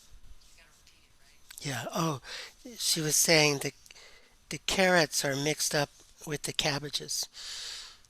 Everything was laid out in. Mm, ow. I'll I'll translate that. Ow, ow, ow, ow, ow, ow, ow, ow, ow. Ow, ow, ow. Everything was laid down in orderly rows. Everything was laid down in orderly rows. And then a giant tempest came along and dug everything up and threw it back into the ground and buried it, and now I don't know where anything is. And then a giant tempest came along and dug everything up and threw it back into the ground in a completely disordered manner. And now I don't know where anything is. What's a rabbit to do who just wants a carrot snack? And what's a rabbit to do who just wants a carrot snack? When he has to dig through all that cabbage. That's where they put it. The carrots have been coming up in the barnyard and in the garden and over by the school. They just, that wind really tossed them around. So the carrots have been coming up willy-nilly in the barnyard, by the school, in the front yard of the house. Now, in philosophical moments, I can imagine that the spirit of the wind knew that people needed to be able to get carrots in lots of places, so they were redistributing the food supply. She says in philosophical moments, she can imagine that the spirits of the wind knew that people needed to get carrots in all kinds of different places, so they were redistributing the food supply. But other times, I want a carrot. But other times she wants a carrot. And you don't know where to find it. It's terrible that things are in such a disarray. What can we do about that? Well, I am happy that people have food. She is happy that people have food. And it means reframing. And instead of trying to only pick carrots, it means just digging whatever's up in a 3 square feet spot and then making soup. She says it means reframing.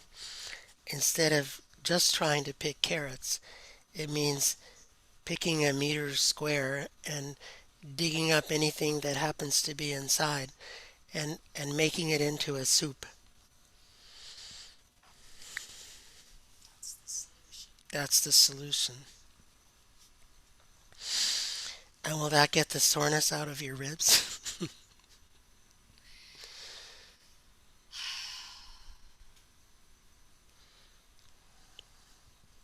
That feels better. mm.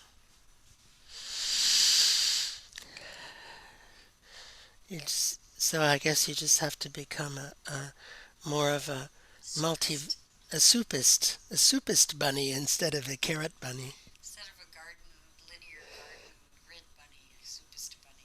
Instead of a linear garden grid bunny, a soupist bunny. Yeah. Well, it's like those Russians and the Ukrainians, and they all have a different recipe for borscht. That's it. Yeah. Throw in whatever you got. Throw in whatever you got. That probably is. You still got something in there.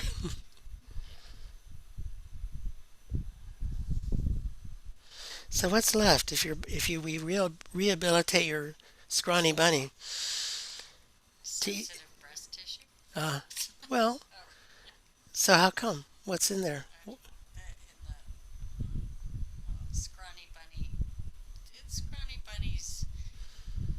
Yeah, she's tired. Okay. Has been working hard, and it's taken a lot out of her to adjust from order to chaos. Scrawny Bunny has been working hard, and it's taken a lot out of her to adjust from order to chaos, To embrace to chaos. embrace chaos. Yeah. So she's got some sensitive places. So, so Maybe order lives there. she's What's got, left of order, the spot she's clinging to. She's got to let go of that spot. She's just clinging to the last remnants of order. so Barbara says that maybe order lives in these sensitive spots, that order, she's just clinging to the last remnants of order. I'm going to have to let go. They'll be sore forever. She's going to have to let go of order, or these spots will be sore forever. Yeah, maybe chaos is not so bad. It's supposed to be order on the complex plane. Is it? Yeah, Oh. chaos is order on the complex plane. Oh, I just learned about qubits. Yeah, qubits are cool. They're one or zero or both. I use that as a metaphor for people who die by suicide or feelings or qubits. Mm, Anger and sorrow, and both. both. That's good. That's a good metaphor.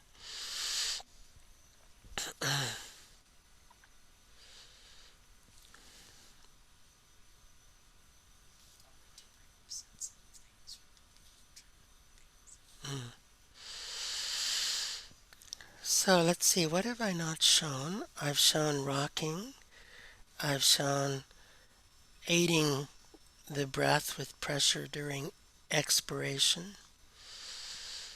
I've shown working to achieve lateral expansion as well as AP expansion. I've shown rubbing points that are holding patterns of tension, that are the sort of the epicenters of the tension. I've shown rocking.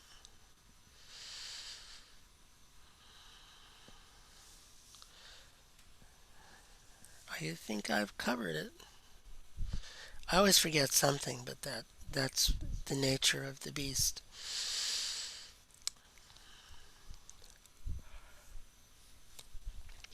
So let me give you the microphone, and you can talk about how your breathing feels now and how your chest feels now and what happened. Um, so my breathing feels clearer. My chest feels more responsive to my breath.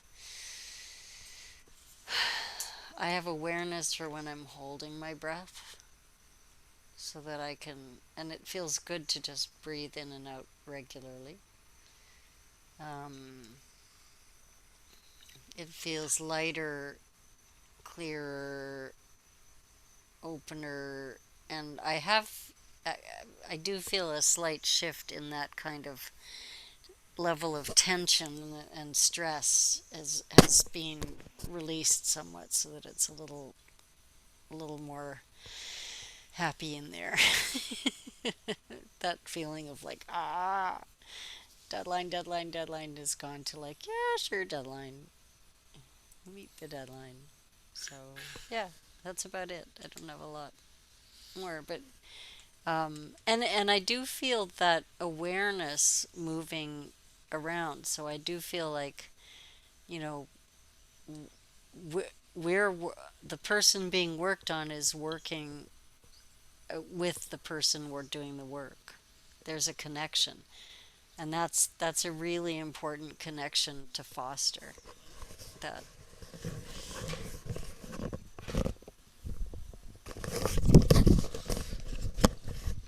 Okay.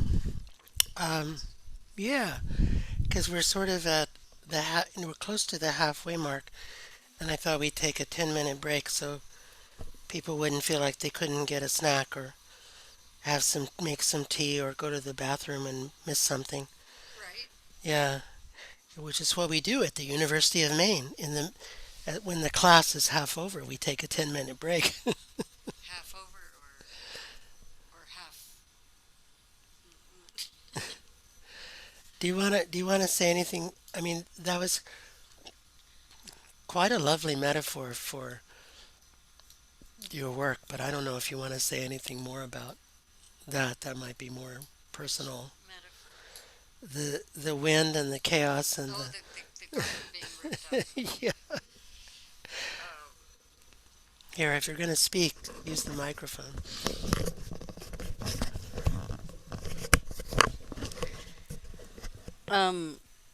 Well, it's only in my work, I work as a counselor in a program, and there are people who are mandated to see me once a week, and there's people who volunteer to see me.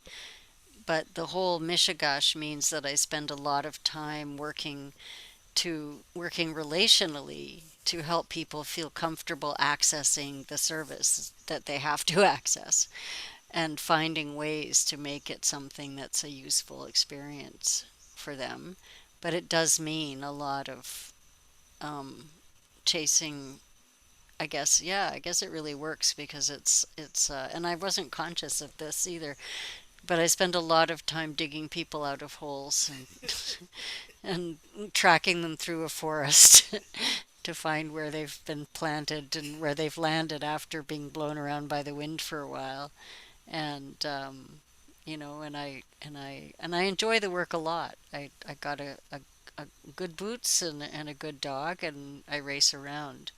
Um, and then the sort of balancing feature is I have to write notes about it all at the end of the week, and that can be a really interesting process of trying to replant the garden or redraw the maps of where everybody is this week until the next wind comes up and blows them all up. So that's a good metaphor for the week. And this week was a singularly um, um, difficult week for some reasons. There were some people passed from the community, and everybody's related. I work for Wabanaki Health, and everybody's um, related to each other. So when somebody passes, it affects everybody. And these were some people who were very loved. And there's been some recent. One of the big elders also crossed over, and so there's that. And then it's also close to holidays where there's a lot of sparkiness and tensions and family things, so people are especially far flung. So yeah, so that kind of feels like a good representation of my job, and I want to do it very well, and um, so I get myself worked up to try to get everybody caught as they go by, and I'm adjusting to the idea that I can't catch everybody as they go by. Sometimes it's just they're just in the trees, but I'll keep looking, and I'll get them next week. Yeah, yeah. So were you aware of what an incredible metaphor it was when you were talking, or not? Was I aware that it was an incredible metaphor? Not at all. Not at all. It just was spontaneous to say that it was that there was a rabbit there, and that the, So they call you Scrawny the Rabbit. guard scrawny rabbit, and that there was a gardener. Well, it's interesting because scrawny rabbit is when I do processing of my world through cartooning, scrawny rabbit often comes up. So scrawny rabbit It's is one of your characters. was one of my characters, and appears to be the one doing the job here. But I never, no, I did not have any conscious awareness of that metaphor working in my world. So, Yeah, good one. good one.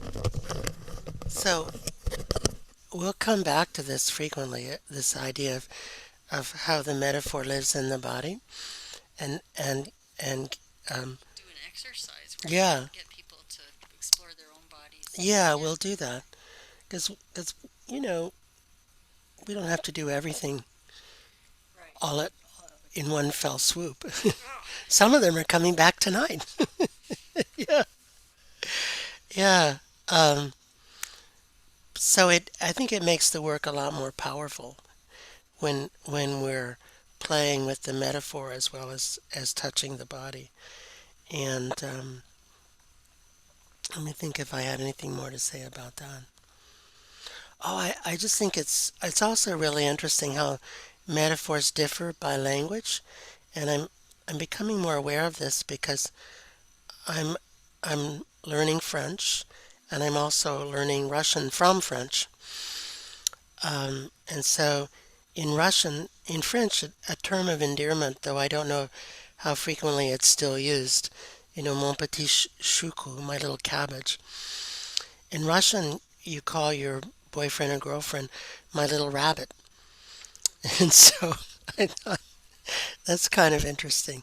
And in English, we say that somebody's um, like um, standing on your back or riding your back.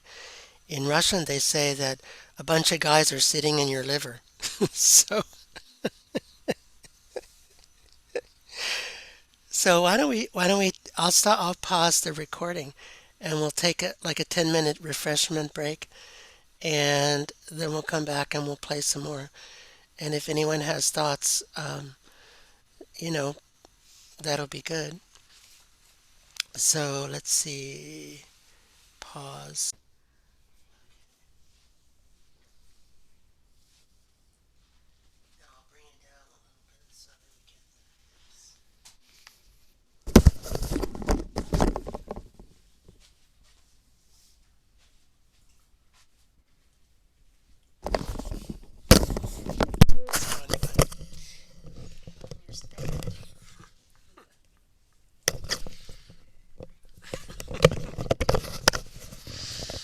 All right, we're back. We're back. So, yeah, any questions or comments so far? Thoughts? Songs? Rebellions? Scoffing? Eye rolling? All right, let's move on to leg then. So we're gonna move on to big joints and play and review playing with big joints because then I get to do some shaking and rocking. And then we'll do some finding characters inside your body imagery with everyone before we wrap it up. So, okay. Barb says I have to be really careful with her hips. Aren't I always really careful? All right. So, first thing we're going to do is play with big joints. The first thing we want to get to know is the range of motion.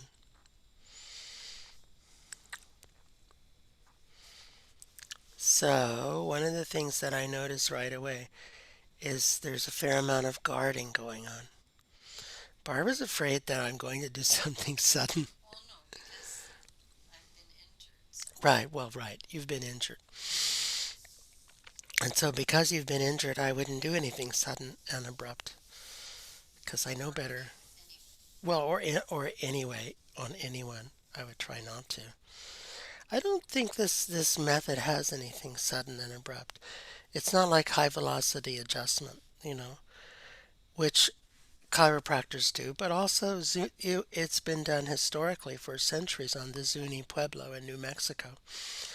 That sort of high velocity neck adjustment um, that you get at the chiropractor's office, which I don't actually enjoy and tell the chiropractor I see not to do it. So it doesn't feel very healing to me.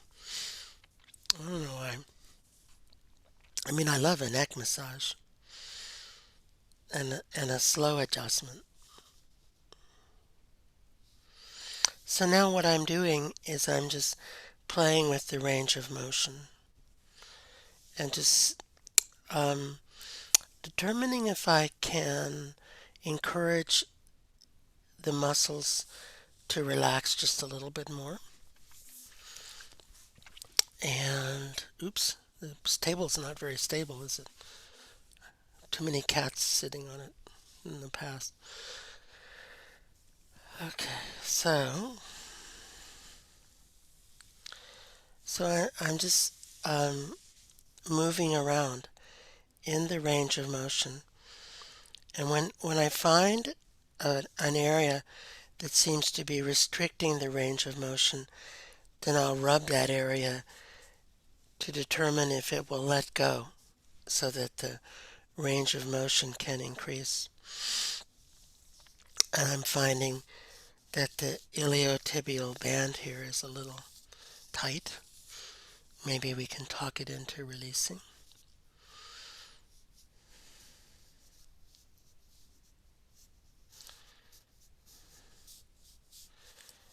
And so you can see you can rub points, or you can kind of run the grain of the muscle. Now, if one went to massage therapy school, they have names for all of these things. Um, Once upon a time I learned them, and now I can't remember them, but there's at least 7 names. Petrissage is one, and I don't know. Anyway, they have names for everything. But so what I'm doing is I'm just running along the grains of the muscle and encouraging it to let go.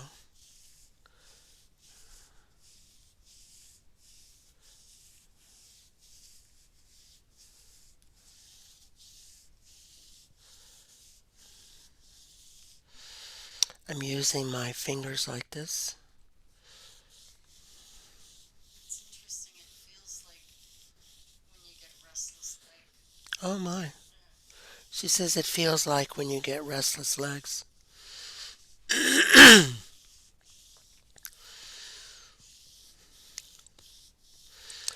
So if your legs were restless, where would they want to take you? They just want to shake. I could do that. I wanted to demonstrate shaking anyway. So now I'm shaking.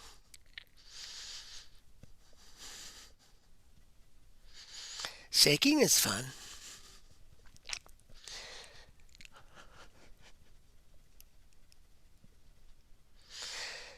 And so also something to remember is that in this philosophy of healing, the role of the person who's working on the other person is to help remove impediments to the flow of energy. And the assumption is that the body will heal itself, which sounds like Andrew Taylor still talk, which is what we take to be further evidence that he learned a lot from indigenous people. So we just want to shake up the blockage, shake up the restrictions to the flow of energy. And when the energy flows, the body takes care of the rest. And I can shake the other leg too. You can't see me, but I'm holding her ankle. But you can see the shaking for sure.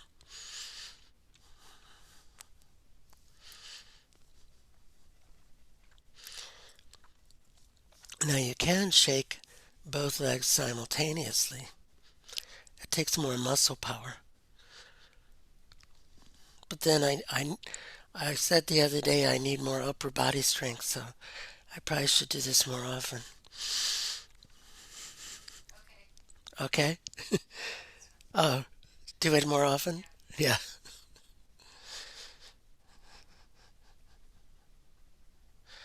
So this is shaking. And also one of the things about this is that when you feel that the person has figured out what you're doing and they're trying to help you, then you try and disrupt it. Try and prevent that. Because that's just activating old patterns. And we don't want to activate old patterns, we want to disrupt old patterns. Because if the old patterns were working, we wouldn't be doing this. Okay, so that's shaking. Okay, we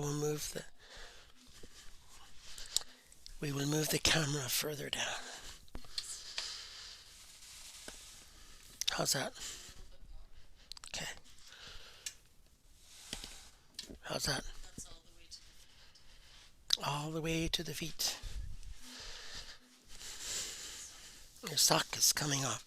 I shook your socks off. Shaking will knock your socks off. So this is what I was doing, just to make sure everyone has a clear view. All right. So how's your feeling of restless legs now? Much better. Okay.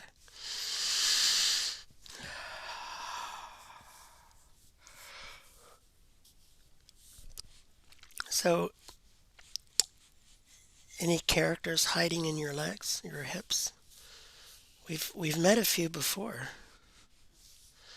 I don't know if they're still there or if others have moved in.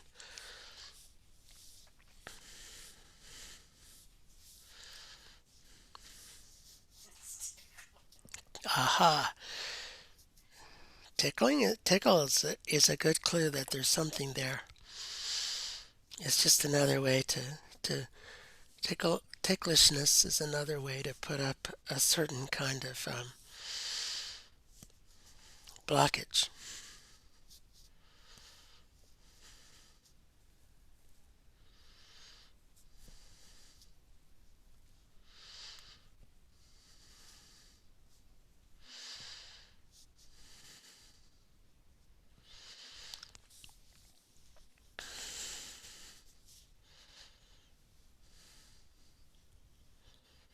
Well, it's interesting because I feel like I'm going in there and clearing some folks out. Barbara says she feels like she's going in there and clearing some folks out. And there's like some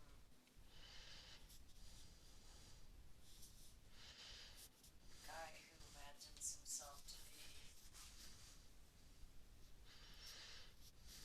he calls himself a jazz guy, but he's not really a musician. He's not a musician. He just likes to dress in the outfit. Ah, He has a trench coat, shades, and a hat, and look cool. she says there's a guy in there who says he's a jazz musician, but he's not even a musician. He just dresses like a jazz musician in a hat and shades and a trench coat and tries to look cool. And then there's a kind of fake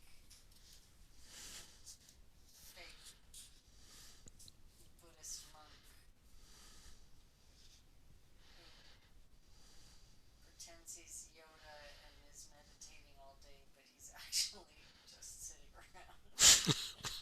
So she says there's also a fake Buddhist monk who pretends that he's Yoda and pretends that he's meditating all day, but he's actually just sitting around. So I'm feeling like it's a little neglected in there. There's been some squatters. She says she's feeling like it's been a little neglected in there, that some squatters have moved into the space. Whoa.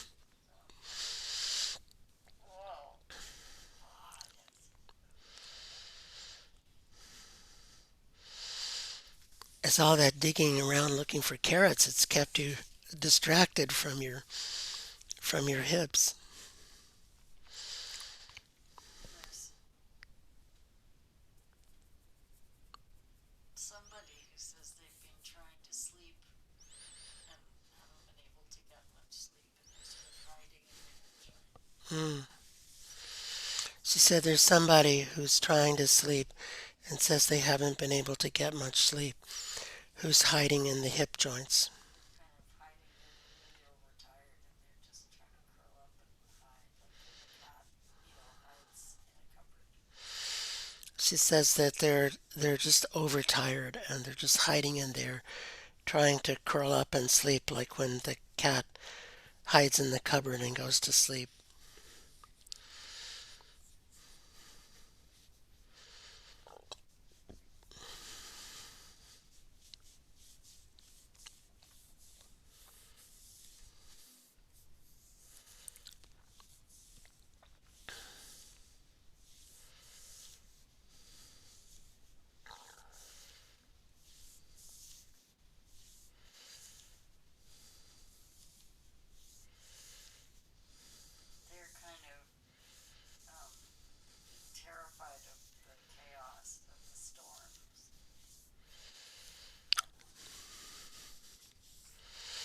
She says they're terrified of the chaos of the storm. Scrawny Bunny is like, yeah, where have you been? And Scrawny Bunny is like, where have you been? Because Scrawny Bunny would like some help. Scrawny Bunny would like some help. Apparently they have some kind of relationship. So apparently they have some kind of relationship, working relationship. That part of you that just needs some sleep.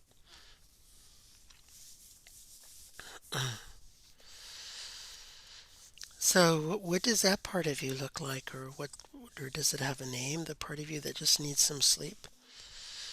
It's just like a head and shoulders sticking out from underneath a blanket. It's like the whole thing moves together and sort of wafting around. Ah, a wafting head and shoulders, Yeah, in a blanket, tucked up in a blanket. bedclothes folded down. There's a head and shoulders. Bedclothes folding down. There's a head and shoulders. She's bringing her bed with her.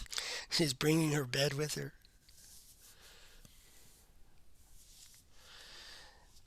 So I can do this for quite a while. I can keep going through the range of motion and rubbing those areas that are leading to the resistance that are sort of, well, Really tight, you can tell. yeah, that's really tight. What is that? Adductors, yeah.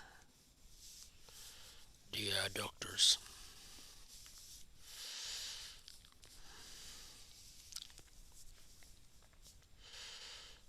Mm.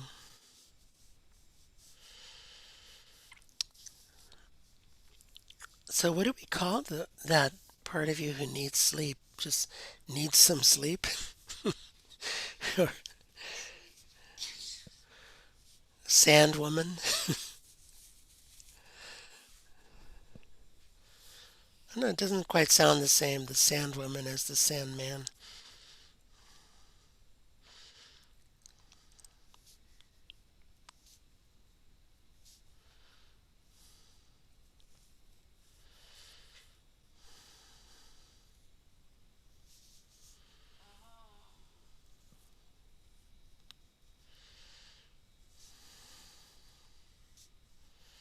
The theme is oblivion. The theme is oblivion. Her theme. Her theme is oblivion.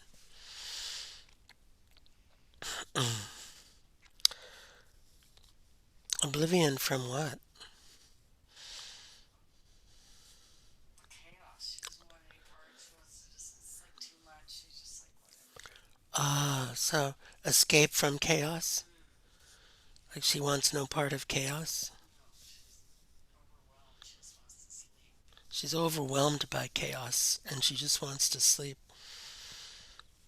Is that what she does when she's overwhelmed? Yeah, she sleeps. That's what she does when she's overwhelmed. She sleeps.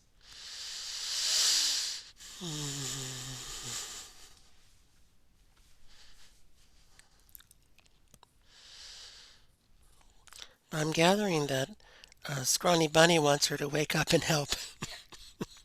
Wake up! Wake up! I need help! Bunny's exhausted too, but Scrawny Bunny runs on nervous energy, so she's good. She's like, Scrawny Bunny's exhausted too, but she's like the ever ready bunny, I guess. yeah, Indefatigable, yeah. even in the face of exhaustion. Go, Scrawny Bunny!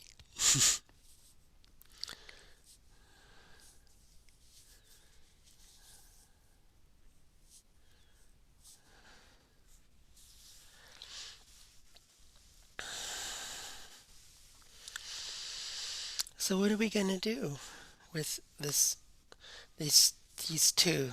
Um, wants to sleep and Scrawny Bunny who's saying, "Don't sleep, help!" Escape from oblivion is saying, hey, it's the holidays. I'm going to watch TV. Escape from oblivion is what we're calling this part, and she's saying, "Hey, it's the holidays. I'm gonna watch TV." Oh no, escape from chaos. Escape from chaos. There's a lot of chaos on TV, but of course it's not your chaos. It's somebody else's chaos. She's inviting Scrawny Bunny to just do out with her. What do they call it? Couch lock. Couch lock. Okay, she's inviting Scrawny Bunny to couch lock with her a little bit. Hang out on the couch with her and watch some bad TV.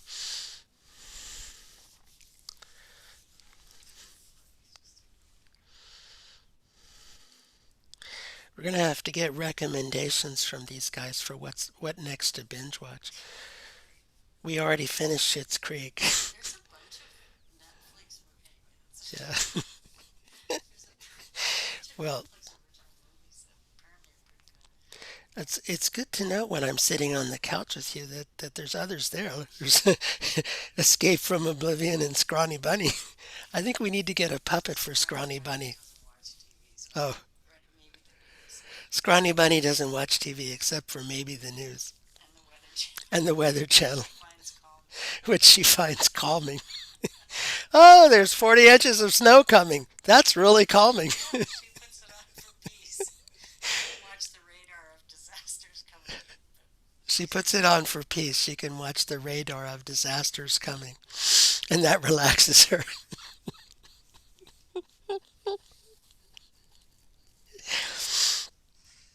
Do we have a Scrawny Bunny puppet? Um, Or did we just buy one, maybe?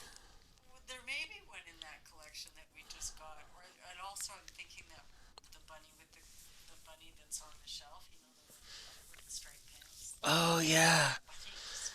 Maybe I need to make a scrawny bunny puppet. Yeah. I think that would be great to make a Scrawny Bunny puppet. Yeah. I think we should put Scrawny Bunny on the couch with us when we watch TV and say, Scrawny Bunny, you have to sit and watch TV. Well, Escape is offering macaroni and cheese. Macaroni and cheese. Yeah.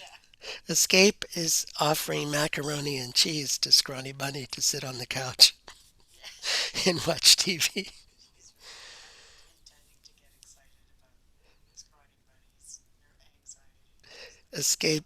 Escape is not going to get excited about Scrawny Bunny's anxiety.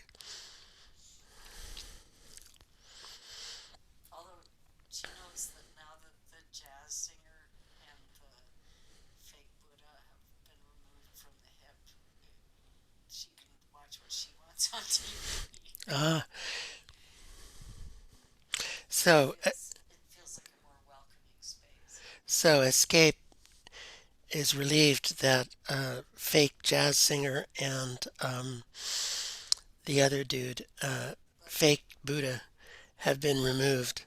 So there's more space for her to just relax and chill Look out at the view. and look out at the view. The TV room has a beautiful view. The TV room has a beautiful view. Marshland.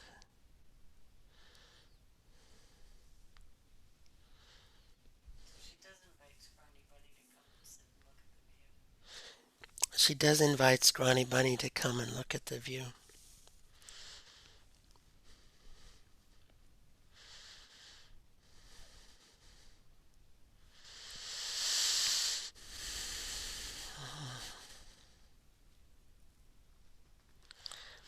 So this is loosening up a bit, the adductor.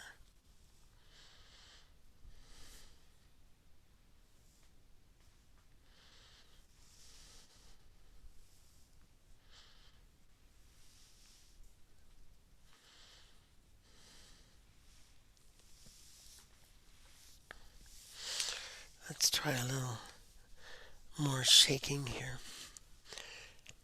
It seems looser. Yeah. Yeah. Yeah. Let me just check on one thing. Be right back.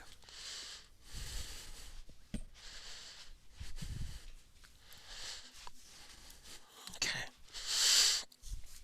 Let me see. So with the leg, let me just review what we've been doing because at some point it gets boring to watch.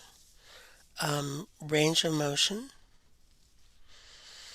um, following the grain of the muscle, especially the ones that are tight and are preventing a greater range of motion, rubbing points that seem to be epicenters of patterns of tension, and shaking. And let's see if I can do a little rocking. So the rocking would be, well, we could do this, which is kind of like rocking. It's a little different from shaking. And shaking would be more like coming up like this. This would be more like rocking.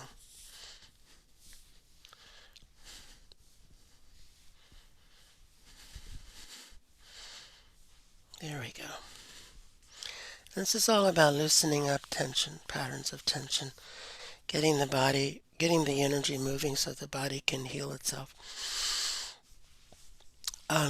Now, we can't escape the legs without the infamous toe pull.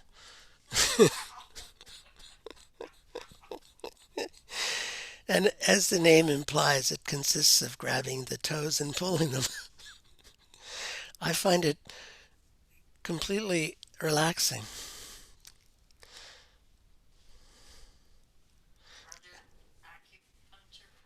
All over the toes, yeah.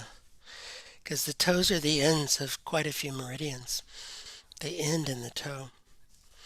Liver 1, for instance, is right there at the end of the toe at the top of the toenail. And the very famous liver 3 is here on in this hollow between the two bones of the first and second toes. Ah, liver 3. Liver 3 and large intestine 4 are the gateway points. Yeah, large intestine 4. Now this is not Cherokee Bodywork, everyone, but large intestine 4 is in the web here of the hand, and I've been told that if you only had 4 needles and you didn't know what was wrong with the person, that the best thing to do is to put a needle in both liver 3 and both large intestine 4. And what that does is it opens the gates and allows energy to come in. So if you have nothing else, if you know nothing else, those are your points.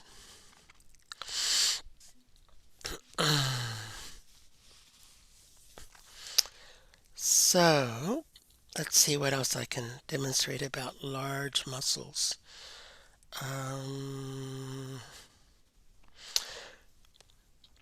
course, the range of motion of the knee is much more limited than the hip. Knees go in one direction only, and if you try and make them go in other directions, they get really upset. So, just one direction for the knee. When I used to have, once upon a time, I had lots of ballet dancers as patients, and they would always have trouble because they would always try and be more turned out than they could be, because, that's what ballet mistresses and masters and teachers value is turnout. And so they would turn out. You can get the appearance of more turnout from the ankle, but what that does is it screws up your knee or your hip, but usually the knee. And because the knee, when it bends, should go over the second toe. So when you bend your knee, there should be a line over the second toe. And if it's somewhere else, if the line is somewhere else, you're going to mess up your knee over time. So I had a lot of that when I worked with ballet dancers. Because you can't be what you're not, no matter what. I guess you can't be what you're not. And well, Bob Fosse's main dancer just died, and we were learning about. So Bob Fosse had lousy turnout, so that's why he and funny looking shoulders. And so that's why he invented his style, because it accentuated what his body could do best, which was turn in. But you know more about that than I do, Barb. Because you,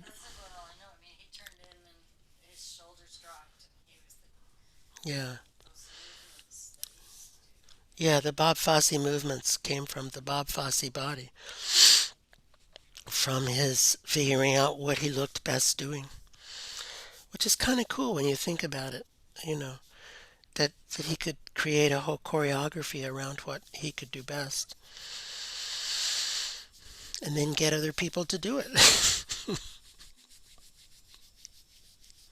We have to go see all that jazz again in honor of this passing when Broadway reopens. All right, I can't think of anything more I can demonstrate on the legs. So maybe here you can talk about how it felt to have your legs worked on. I can't think of anything,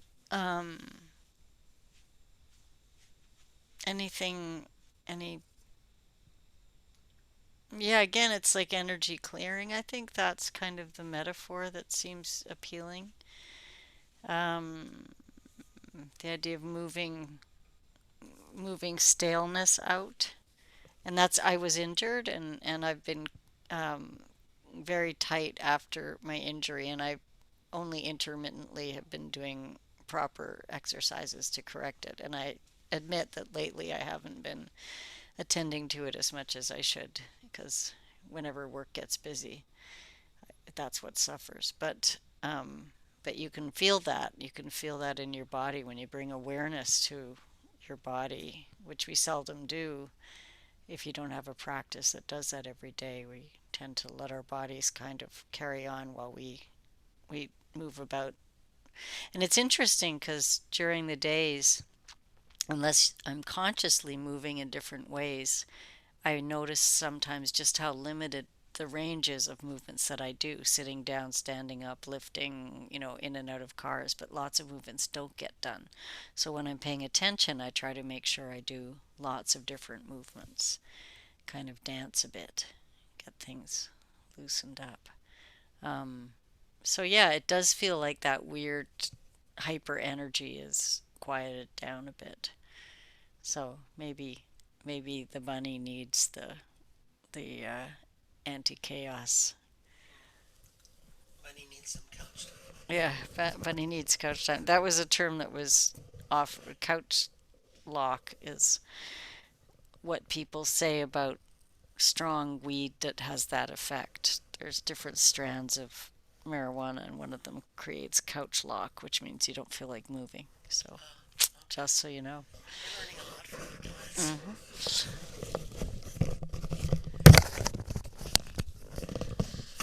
Okay, any thoughts, questions, comments about the work on large joints?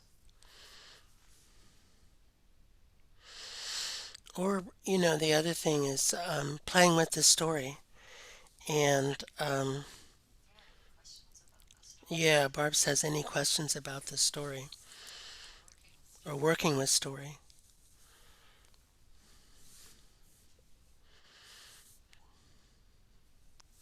So maybe it's time to do a story, to play with story with people. Yeah. Oh, I don't have the chat up. Let's take a look at the chat. Just yeah. Nope. So we're good. So we'll do an exercise, and we'll see how much time we have left after the exercise. Okay. So we will change.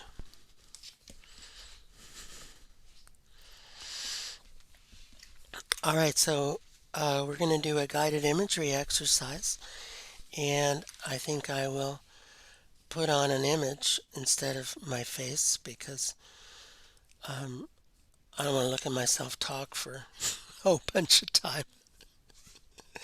So let me find a nice image to put up. Let's see. Finder. Um,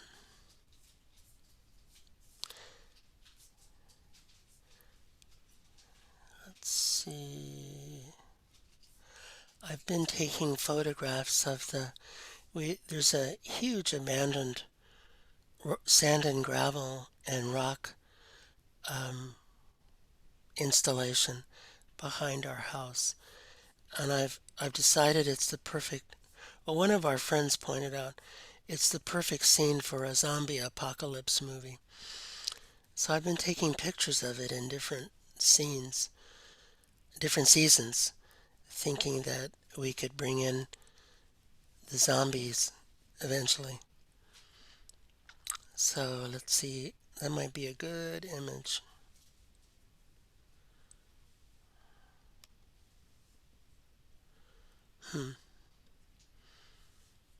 Okay, let's see, that's not it. Um,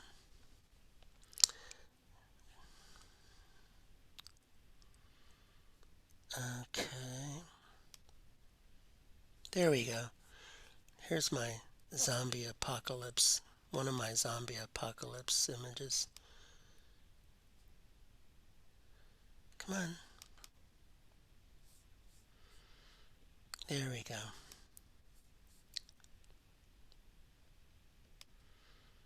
I will share screen.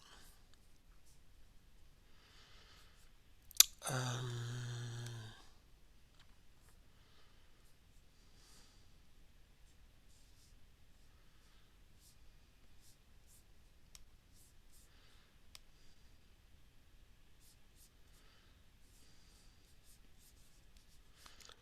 okay.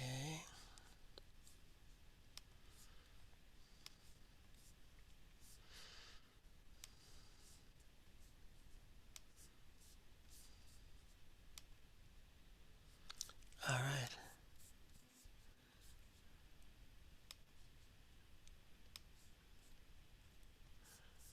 So this whole landscape is full of abandoned rock piles, dirt piles, piles of coal, um, abandoned buildings. It's really it's like one of these amazing post-industrial landscapes that just cry out for zombies to appear. So, or maybe werewolves would be okay too. But um, we asked the guy who owns it what he's going to do with it. He has no idea. He's hoping that someday something will come to him. So, okay. So I think we're ready to do some guided imagery, and um,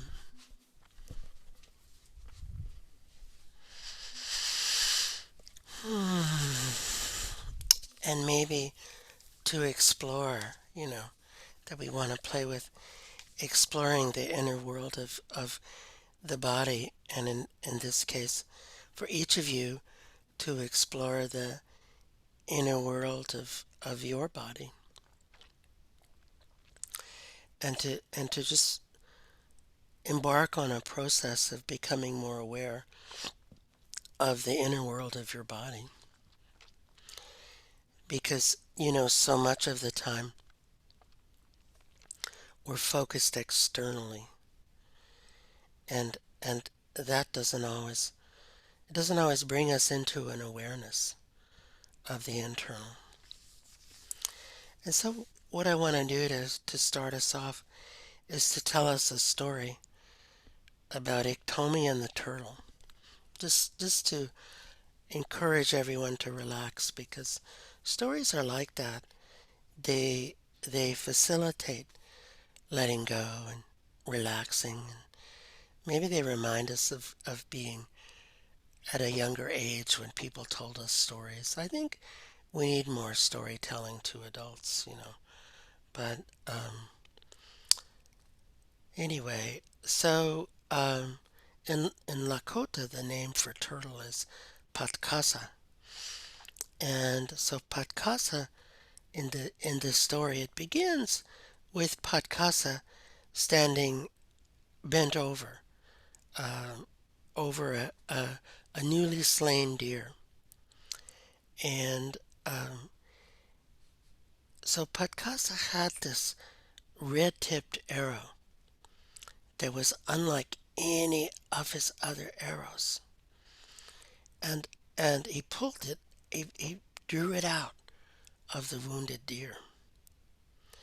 And um, and it turned out that someone else's stray arrow had actually killed the deer. And Patkasa had hunted all morning without even seeing as much as an ordinary blackbird.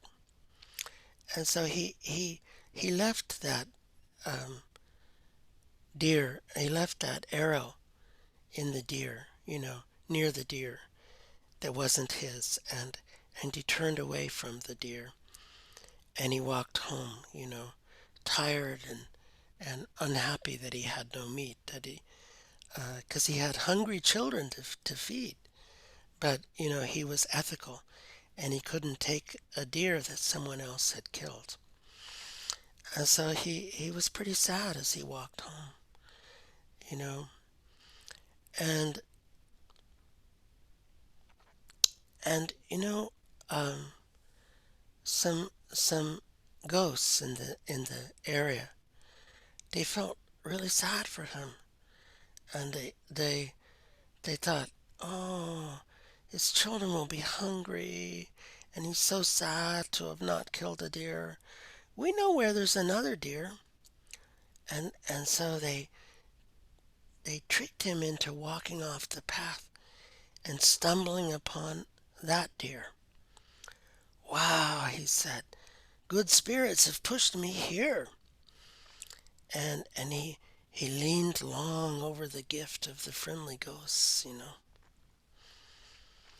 And then something happened, and he felt a hand on his shoulder, and a voice, "How, Kola," which means, "Hello, friend." And this was no friendly ghost. This was old Iktomi. "How, Iktomi?" he answered, still, stooping over the deer. "Oh, Patkasa, you are a very good hunter," said Iktomi. And Iktomi was smiling that thin smile, that he makes from ear to ear, which meant something was up. And and Patkasa looked up at Iktomi and he said, "Really? You really think so? You know?" "Oh, yes," said Iktomi. "Of course you are. You're a very skillful hunter. Um, Now let us have a little contest. Let's see who can jump over the deer without touching a hair on his hide." "Oh, I don't think I can do that," Patkasa said, and he was rubbing his funny thick palms together, and fearful that turtles are not known to be great jumpers. Uh, but Iktomi was, in his usual state of false flattery, and he said, "No, no, Turtle, you're a skillful fellow who can do anything. You can do anything that you put your mind to. Don't be afraid." And with that, Iktomi led Patkasa a short distance away, and Patkasa laughed uneasily, 'cause he didn't think he could clear that deer.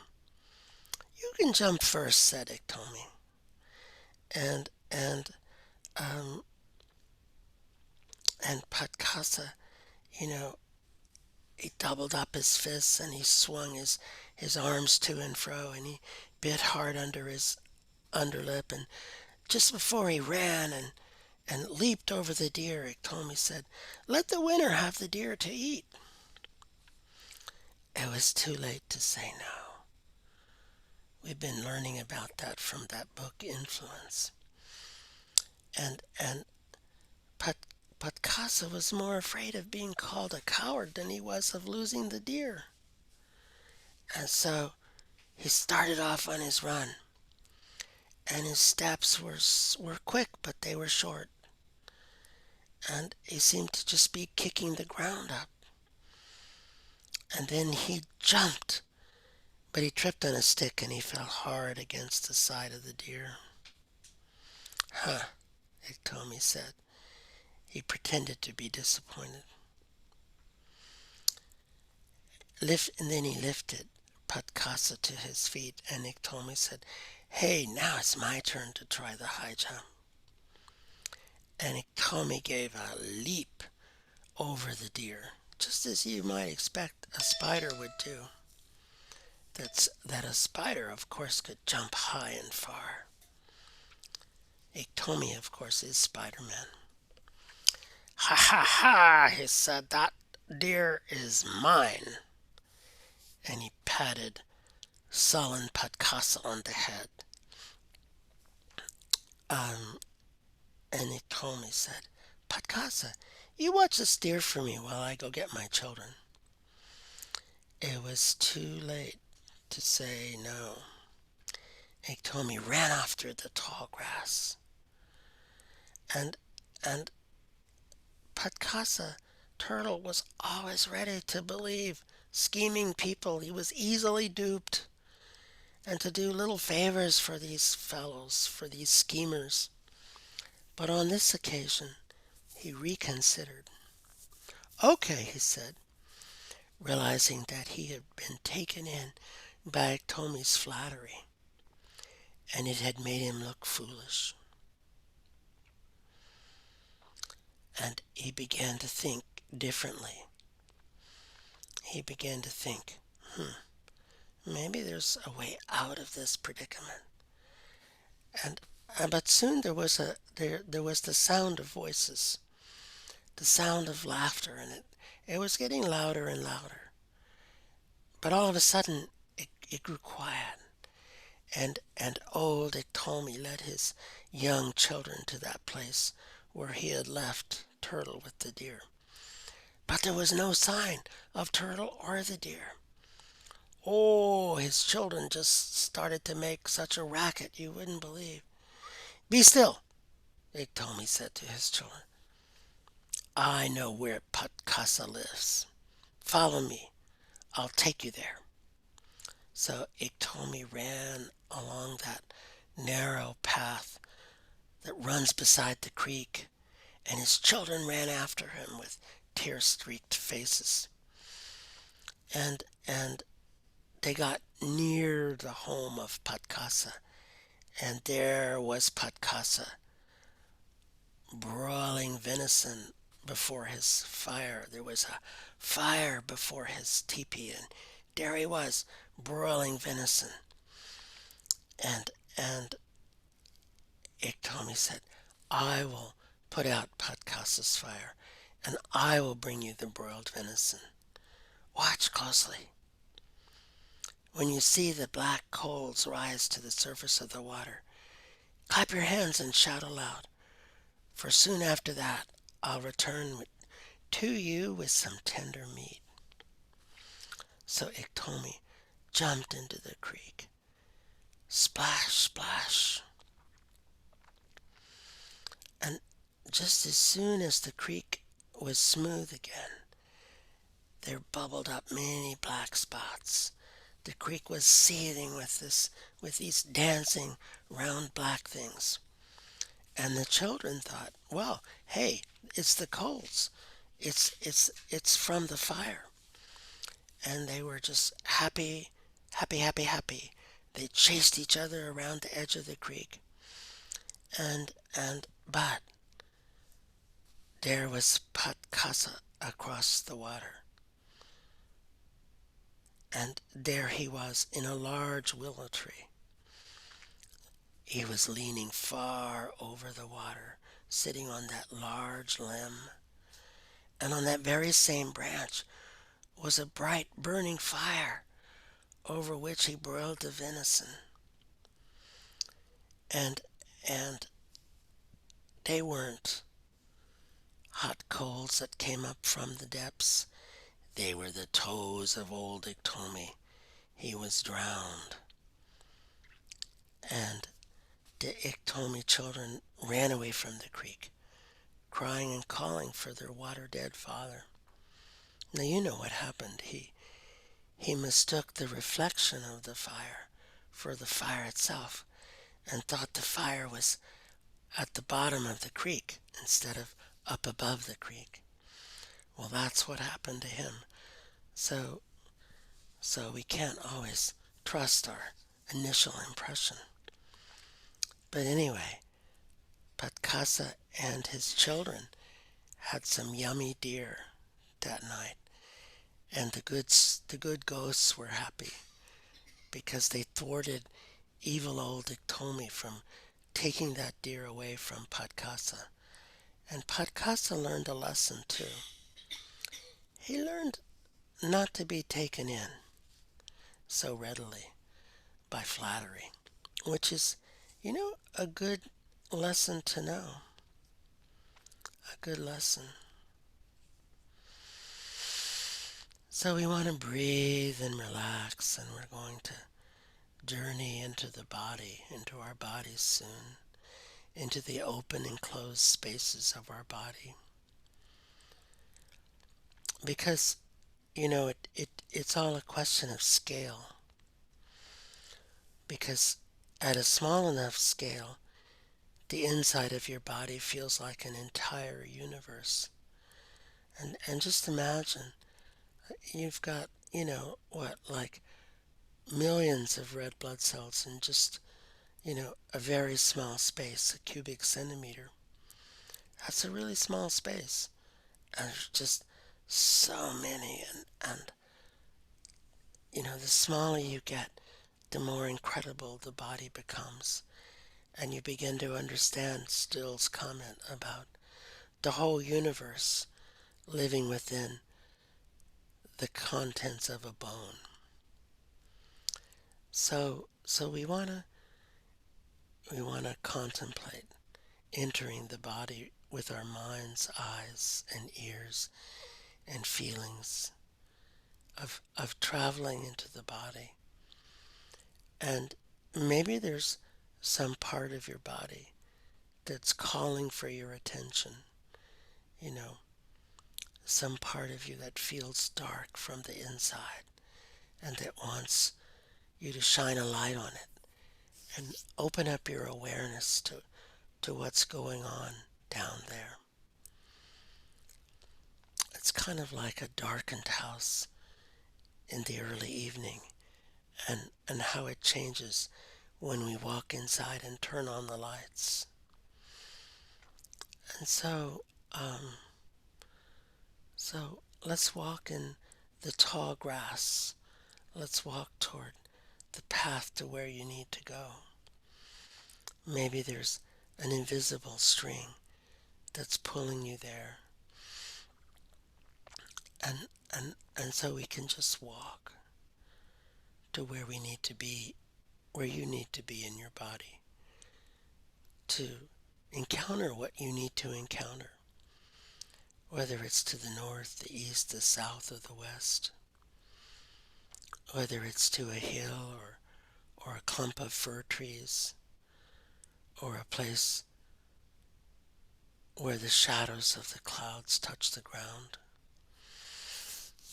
Whatever place it is where you enter into the world of your body, maybe you could go ahead and do that, Go ahead and come into the body, to the territory of the body.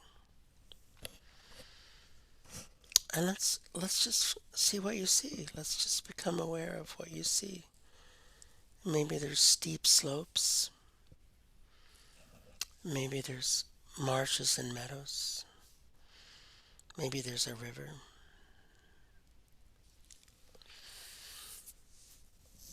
Maybe there's a forest.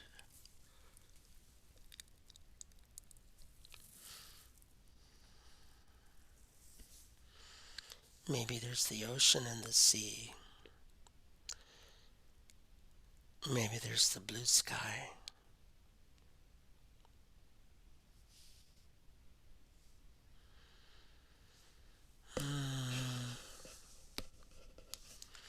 So it's really good to go inward, to imagine that you're small enough to walk through the landscape of your body,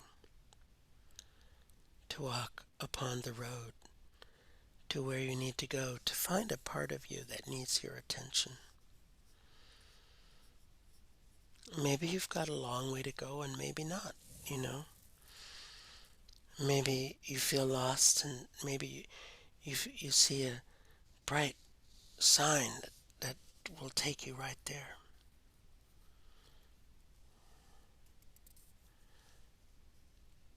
Time will tell.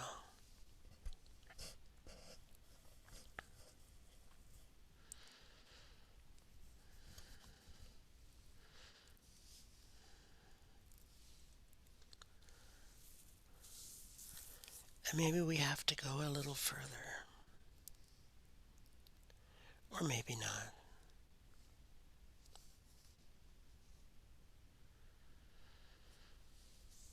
Because we want to get to where we can get a story in the words of that part of you that wants your attention. So that that part of you can speak for itself and tell you what it needs, what it wants. Can be clear with you.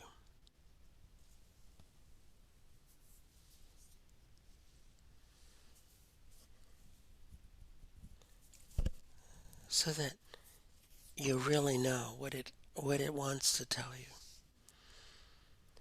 And maybe it'll take a form, like a shape in your mind's eye, or not.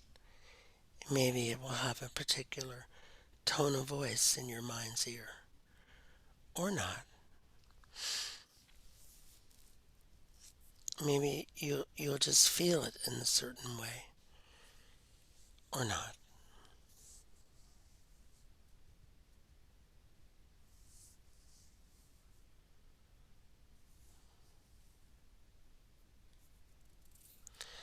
So, I want to invite you to go there to get the story of that part of your body, and to know that the story can change.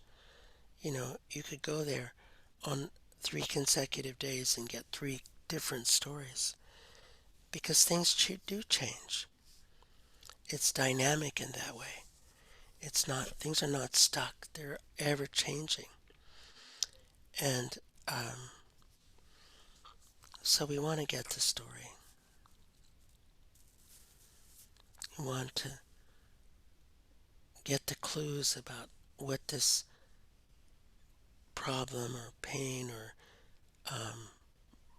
disease, what it means. What's its meaning for you? So be a good interviewer and sit with that part of your body, if you would, the one that's calling you to give it your attention, and let it dictate a story. Let it let it tell you about itself, you know.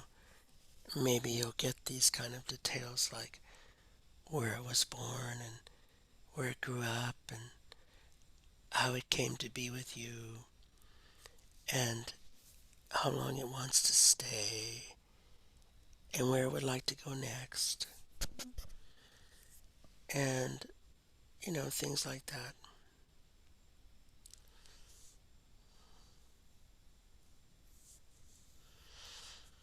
And maybe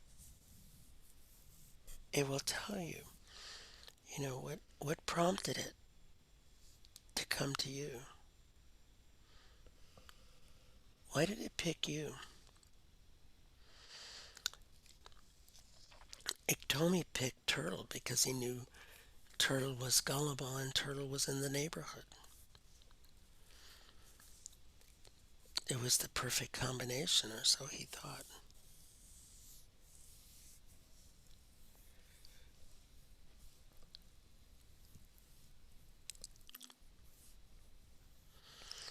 And so, you might ask, well, what brought you to me?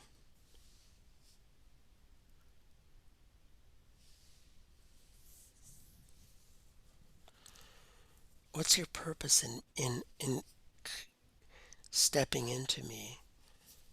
What did you come here to do?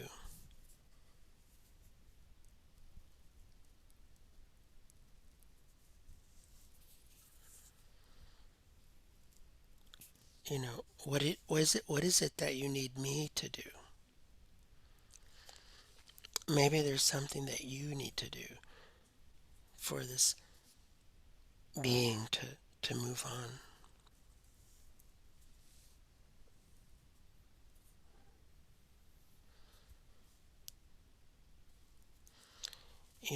How would it interpret its experience so far of living within you, of being within you?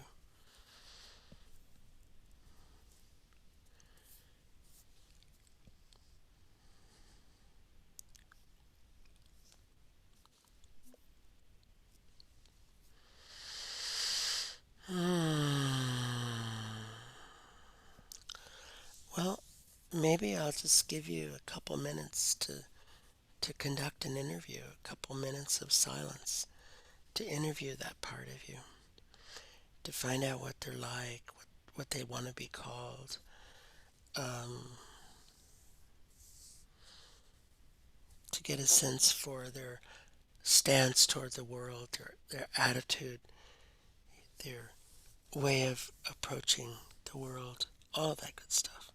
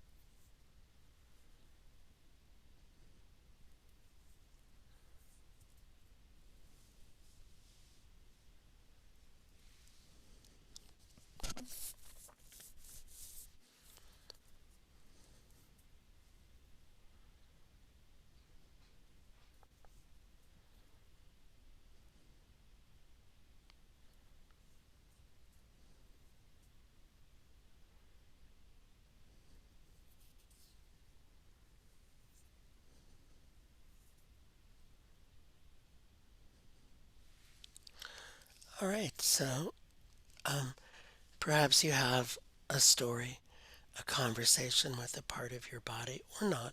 It's okay if you don't, because it doesn't happen every time, you know. and and sometimes it needs more guidance than one can provide in a group setting. But at some point, it's probably worth. I think it would be useful to write down the conversation and to play with it and to keep it going. Maybe to add a little bit to it every day. Almost like if you're writing a story and you add a little bit to the story every day. And it's it's a little different, isn't it, writing a story than baking a cake? Because you can't add a little bit to a cake every day. That would turn out to be quite useless. Not a good plan. Um, but you can add ideas to stories every day. And it's kind of like keeping the conversation going until you learn what is it that you're being asked to do. Because I think all of the symptoms that we carry, um, they invite some response from us. All of the symptoms call us to do something on our own behalf. But oftentimes we don't, we're not even aware of that.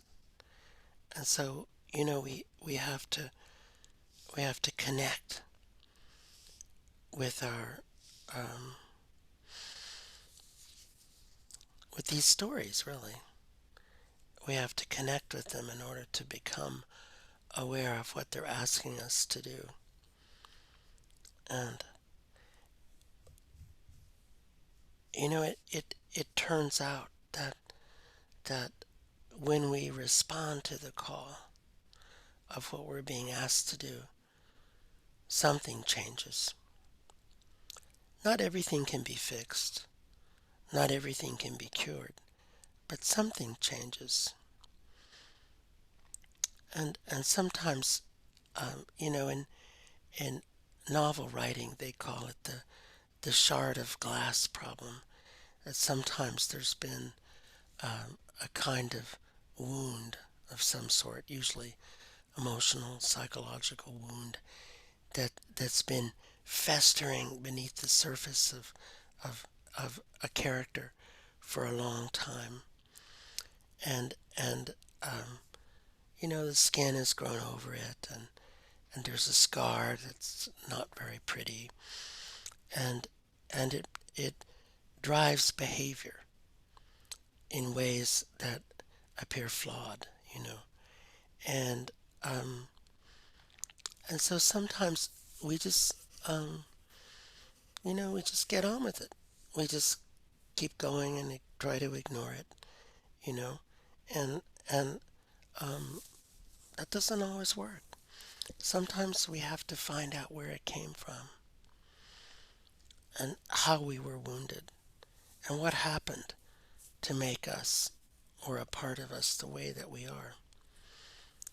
Um, and sometimes we have to engage in these conversations with these parts of us, with these wounds or shards of glass or characters living in our hips or knees or whatever, and to find out what is it that we're being called to do that will really make things better. What does that part of you, that character within you, actually need? And there's where the story emerges of how change happens. Um,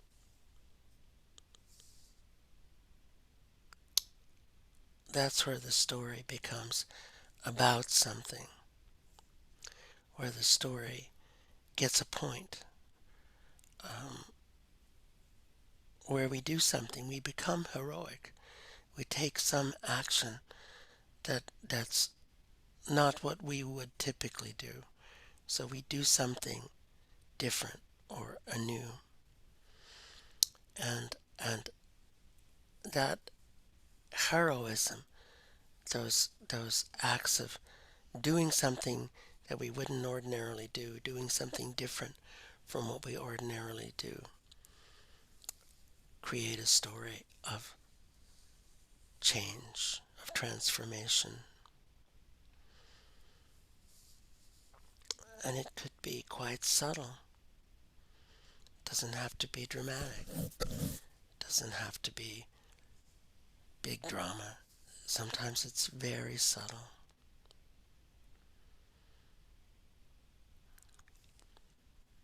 Sometimes it seems very simple what we have to do to foster change, to transform,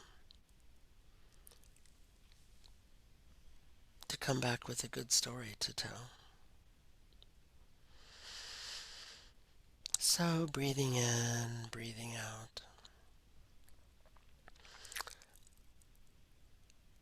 I just want to imagine for a moment, that it's sort of like, remember once upon a time, Easter egg hunts, and looking in all the unusual nooks and crannies for the last of the Easter eggs that no one could find. You know, there were always the ones that were super easy to find. And then it gets harder and harder and harder. And then there's the ones that are never found, that you find the next year when you're hiding the eggs. You find the ones that no one ever found from last year. And that's kind of interesting. So, it's like hunting. It's a hunting for those parts of you that are calling you to action, are calling you to tell a story. So,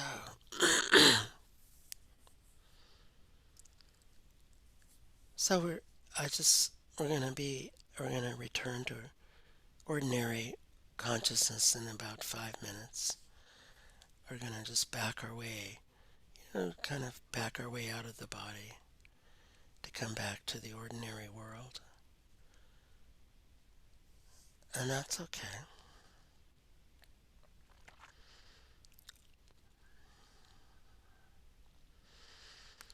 And so, breathing in and breathing out, and just taking a moment to be really comfortable with who you are in this moment, to just feel that this is a perfect moment, and that whomever you are is perfect.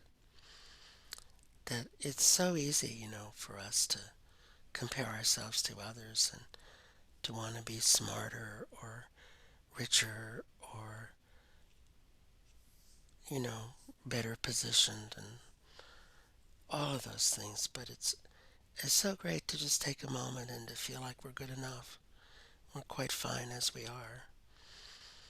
And that whatever we might do to grow and change, it's optional. That we don't actually have to do anything. That we're fine the way we are. And to just feel your inner strength, to just become aware of the sources of strength and direction that you already have. And that your body already has to stay healthy, just like Andrew Taylor still talked about, just like Cherokee elders talk about, that the body has what it needs to heal itself.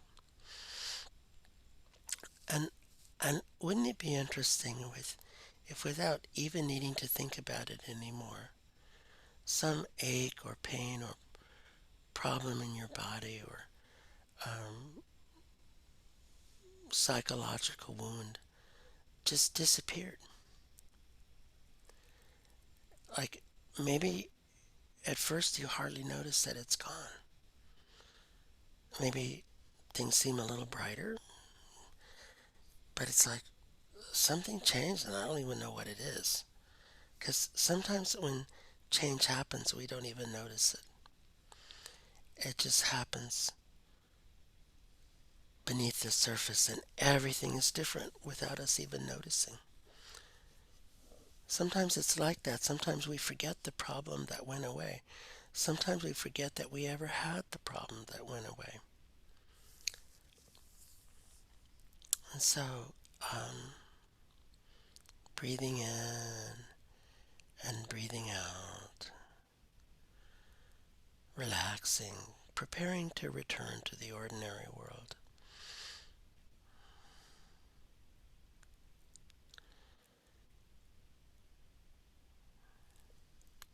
feeling just a little more comfortable with your inner world.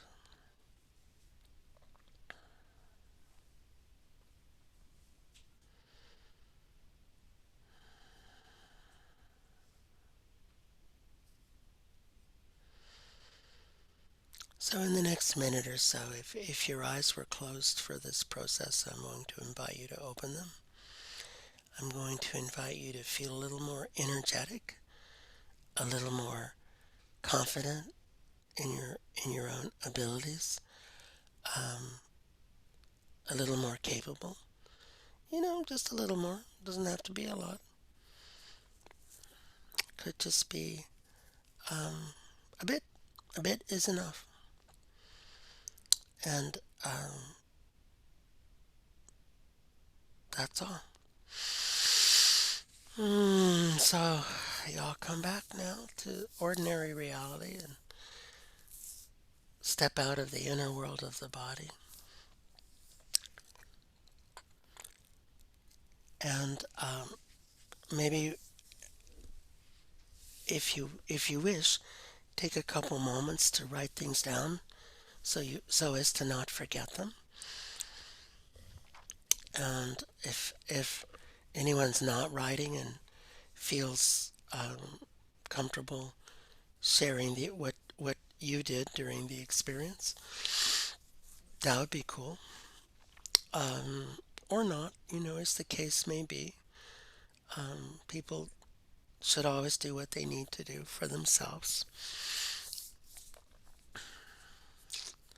So I will be quiet for a couple minutes to allow for sharing or writing as the case may be.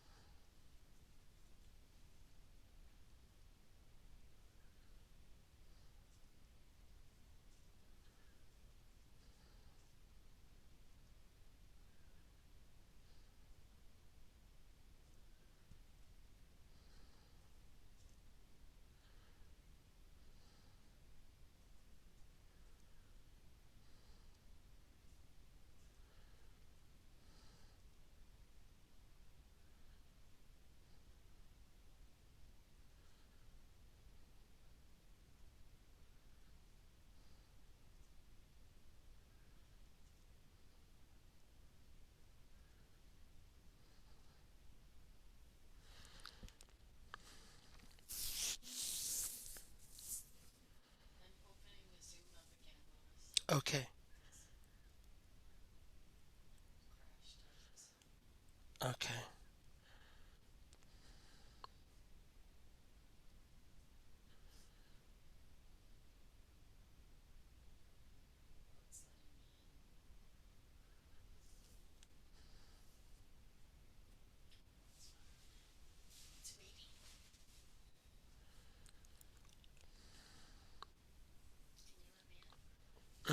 Yeah.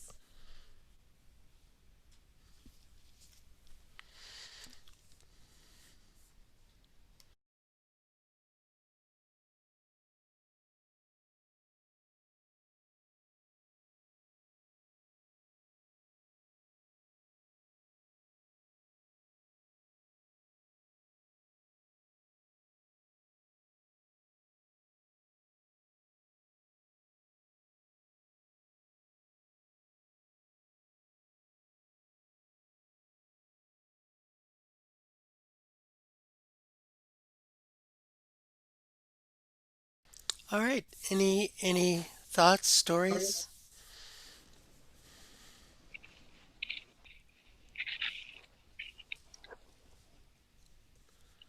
If anybody wants me to turn off the recording, just let me know.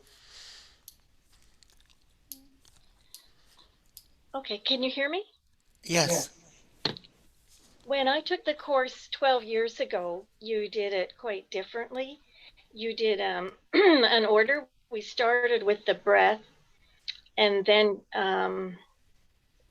you did the arms. We moved arms Hmm. around in different ways, and we pressed on the shoulders and loosened them, and then did across the body. And then we did the legs. And when you did the legs, we slid our hands under the hip to a certain spot, which you kind of know, and cupped your hand like this into there and swung the leg around, same as we had done with the arm. And then we did the feet and the pull on the feet. So what you're doing now is different. So I guess it's progressed, or I remembered it wrong. No, you remembered it correctly. It's really a function of time. So in 4 hours we can't do that.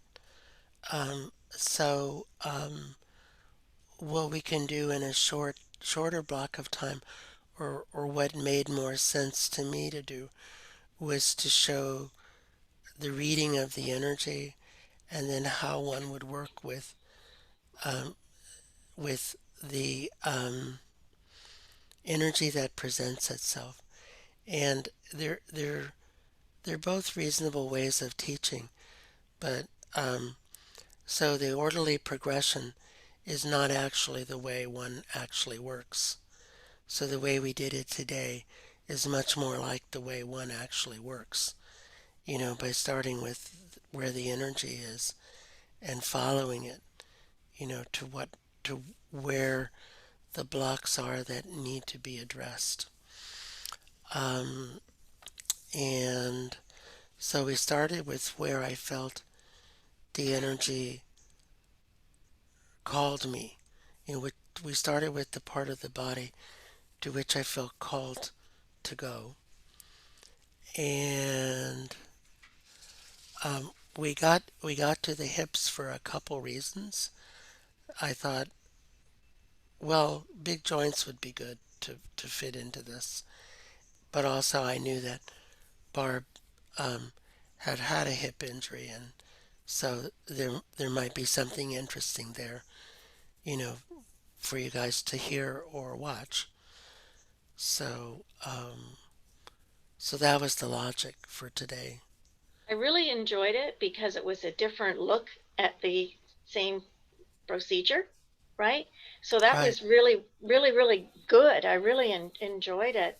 And I didn't remember doing the scan beforehand, so that was really, really good. It was excellent. I really got a lot out of it. Oh, good. I'm happy to hear that. Yeah, yeah.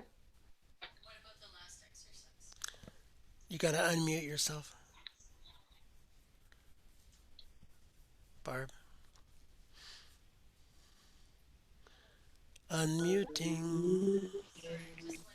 Sorry, just wondering how people found. I don't think my headset's working that well. Just wondering. Oh, okay. Just wondering if people had any thoughts about their own explorations just now.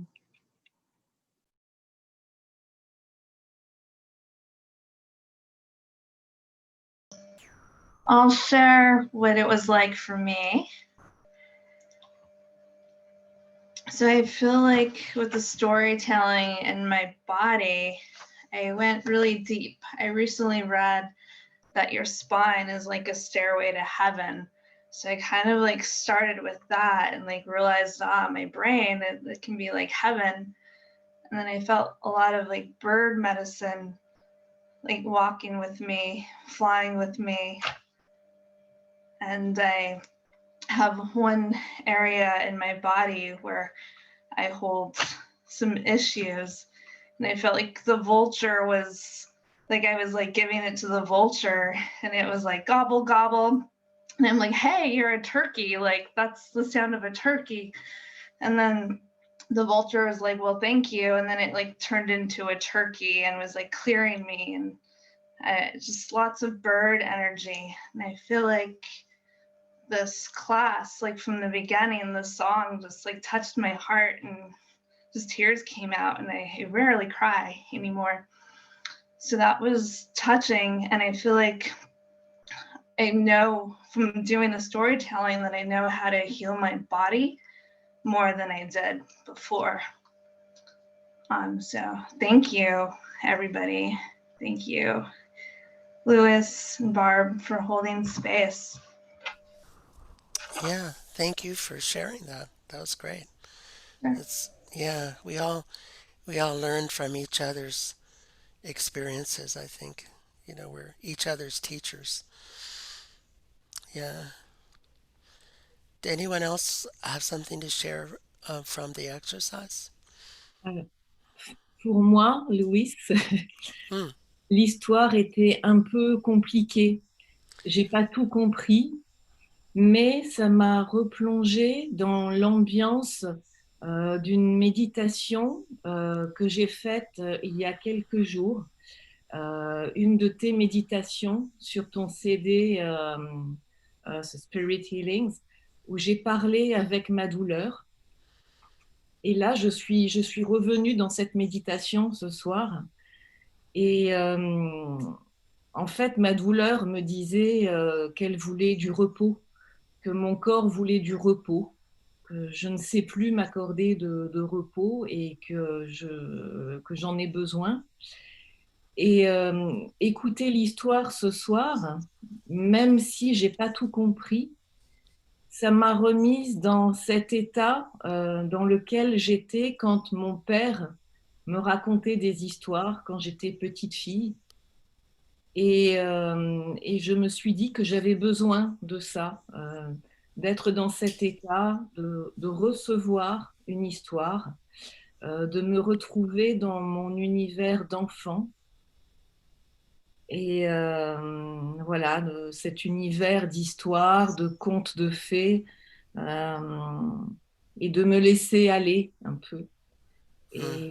Et voilà, et c'était très agréable. Très bien. C'est une histoire très compliquée qu'on on n'est pas la langue maternelle d'anglais. C'est une histoire peut-être difficile de comprendre quand la langue maternelle est français, je pense.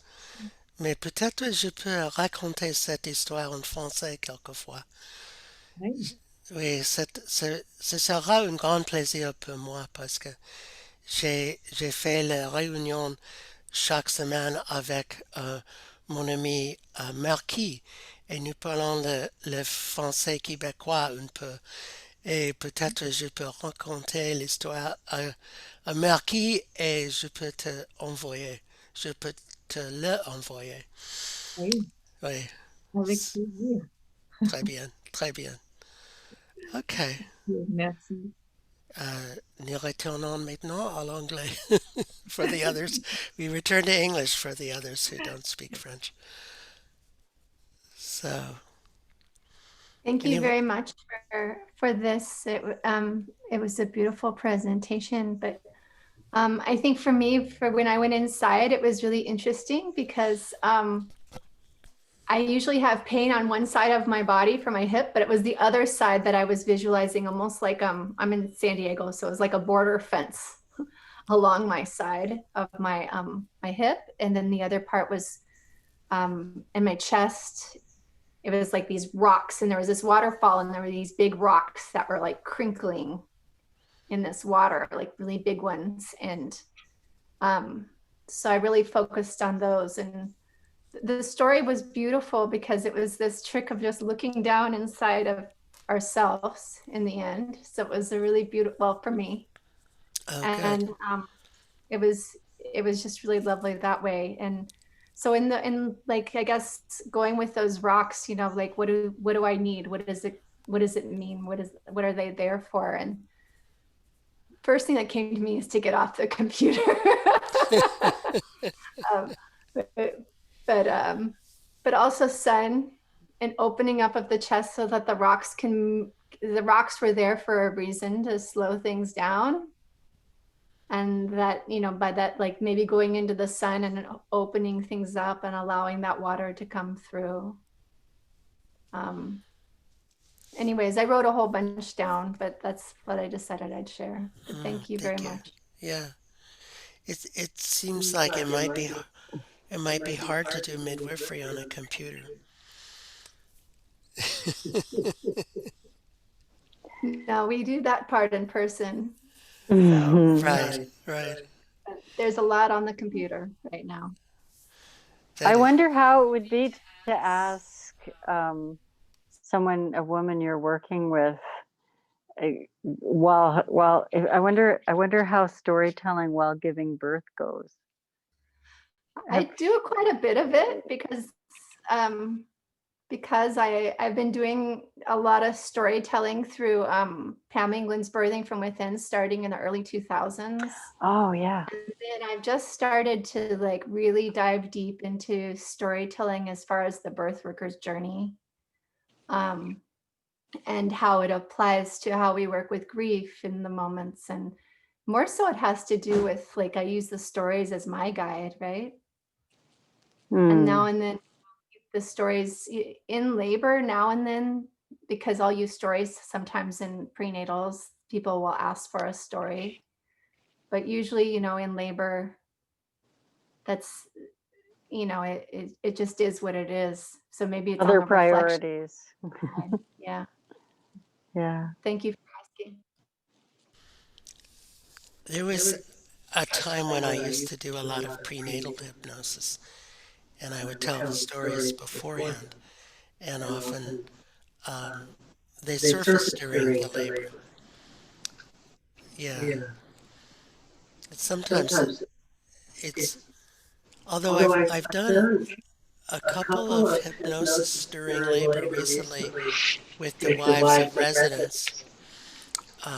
You probably have to mute Barb because I'm getting an echo. Sorry. I'm get and but it's more of a focus story about someone I knew who climbed a mountain and was so happy that she made it the whole way, or something like that, and not like a traditional story like the turtle and Iktomi, you know. That but those sometimes I would tell those in prenatal hypnosis.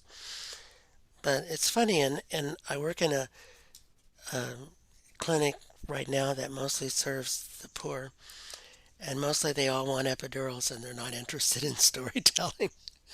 So, um, but it is, I think it is kind of cool when you get to work prenatally and tell stories, and it sets the stage for the labor, so to speak. So, and of course I know Pam very well, and really appreciate her work and her being. Have you heard? Has anyone heard from her? I know she's engaged in a drive about right now, where she's randomly driving about in a true Australian Aboriginal sense taken to America, where cars are everything and no one walks anywhere. So drive about. Yeah, so she does birth story medicine right now, and I'm not necessarily doing that, but she's definitely left her imprint on my course of how I've moved through midwifery. So Mm, yeah. yeah, very good. Anyone else have something to share from the story or from the experience? I mean,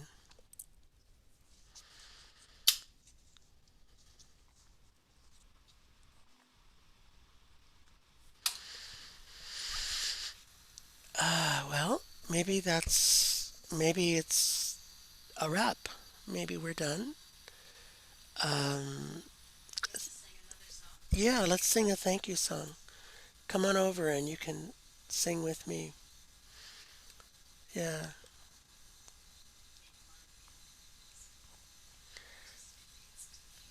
Do you want to sing the day and the night thank you song? That's a nice one. So we're going to sing a thank you song for the spirits of the day and the spirits of the night because they change shifts, when the sun goes down. Yeah. The night spirits are governed by the owl and the eagle of the night, and the day spirits are governed by the eagle. Yes. So, and this song is sung with women's endings um, as a thank you song because that's how I learned it from the person who taught it to me. So she liked us to remember that we're women. So I'm not. But I'll sing the women's ending. there you go. Yeah. Yeah. Tongue Kashila wopilaye hant pe tukile wakon ye mitakuye o mazaniktaye wopilaye ye Tunkashila wopilaye ampe tukile wakon ye Mitakuye o mazaniktaye wopilaye Unshimaka wopilaye Hahepikile wakondye Mitakuye o mazaniktaye wopilaye Unshimaka wopilaye Hahepikile wakondye Mitakuye o mazaniktaye wopilaye. Okay.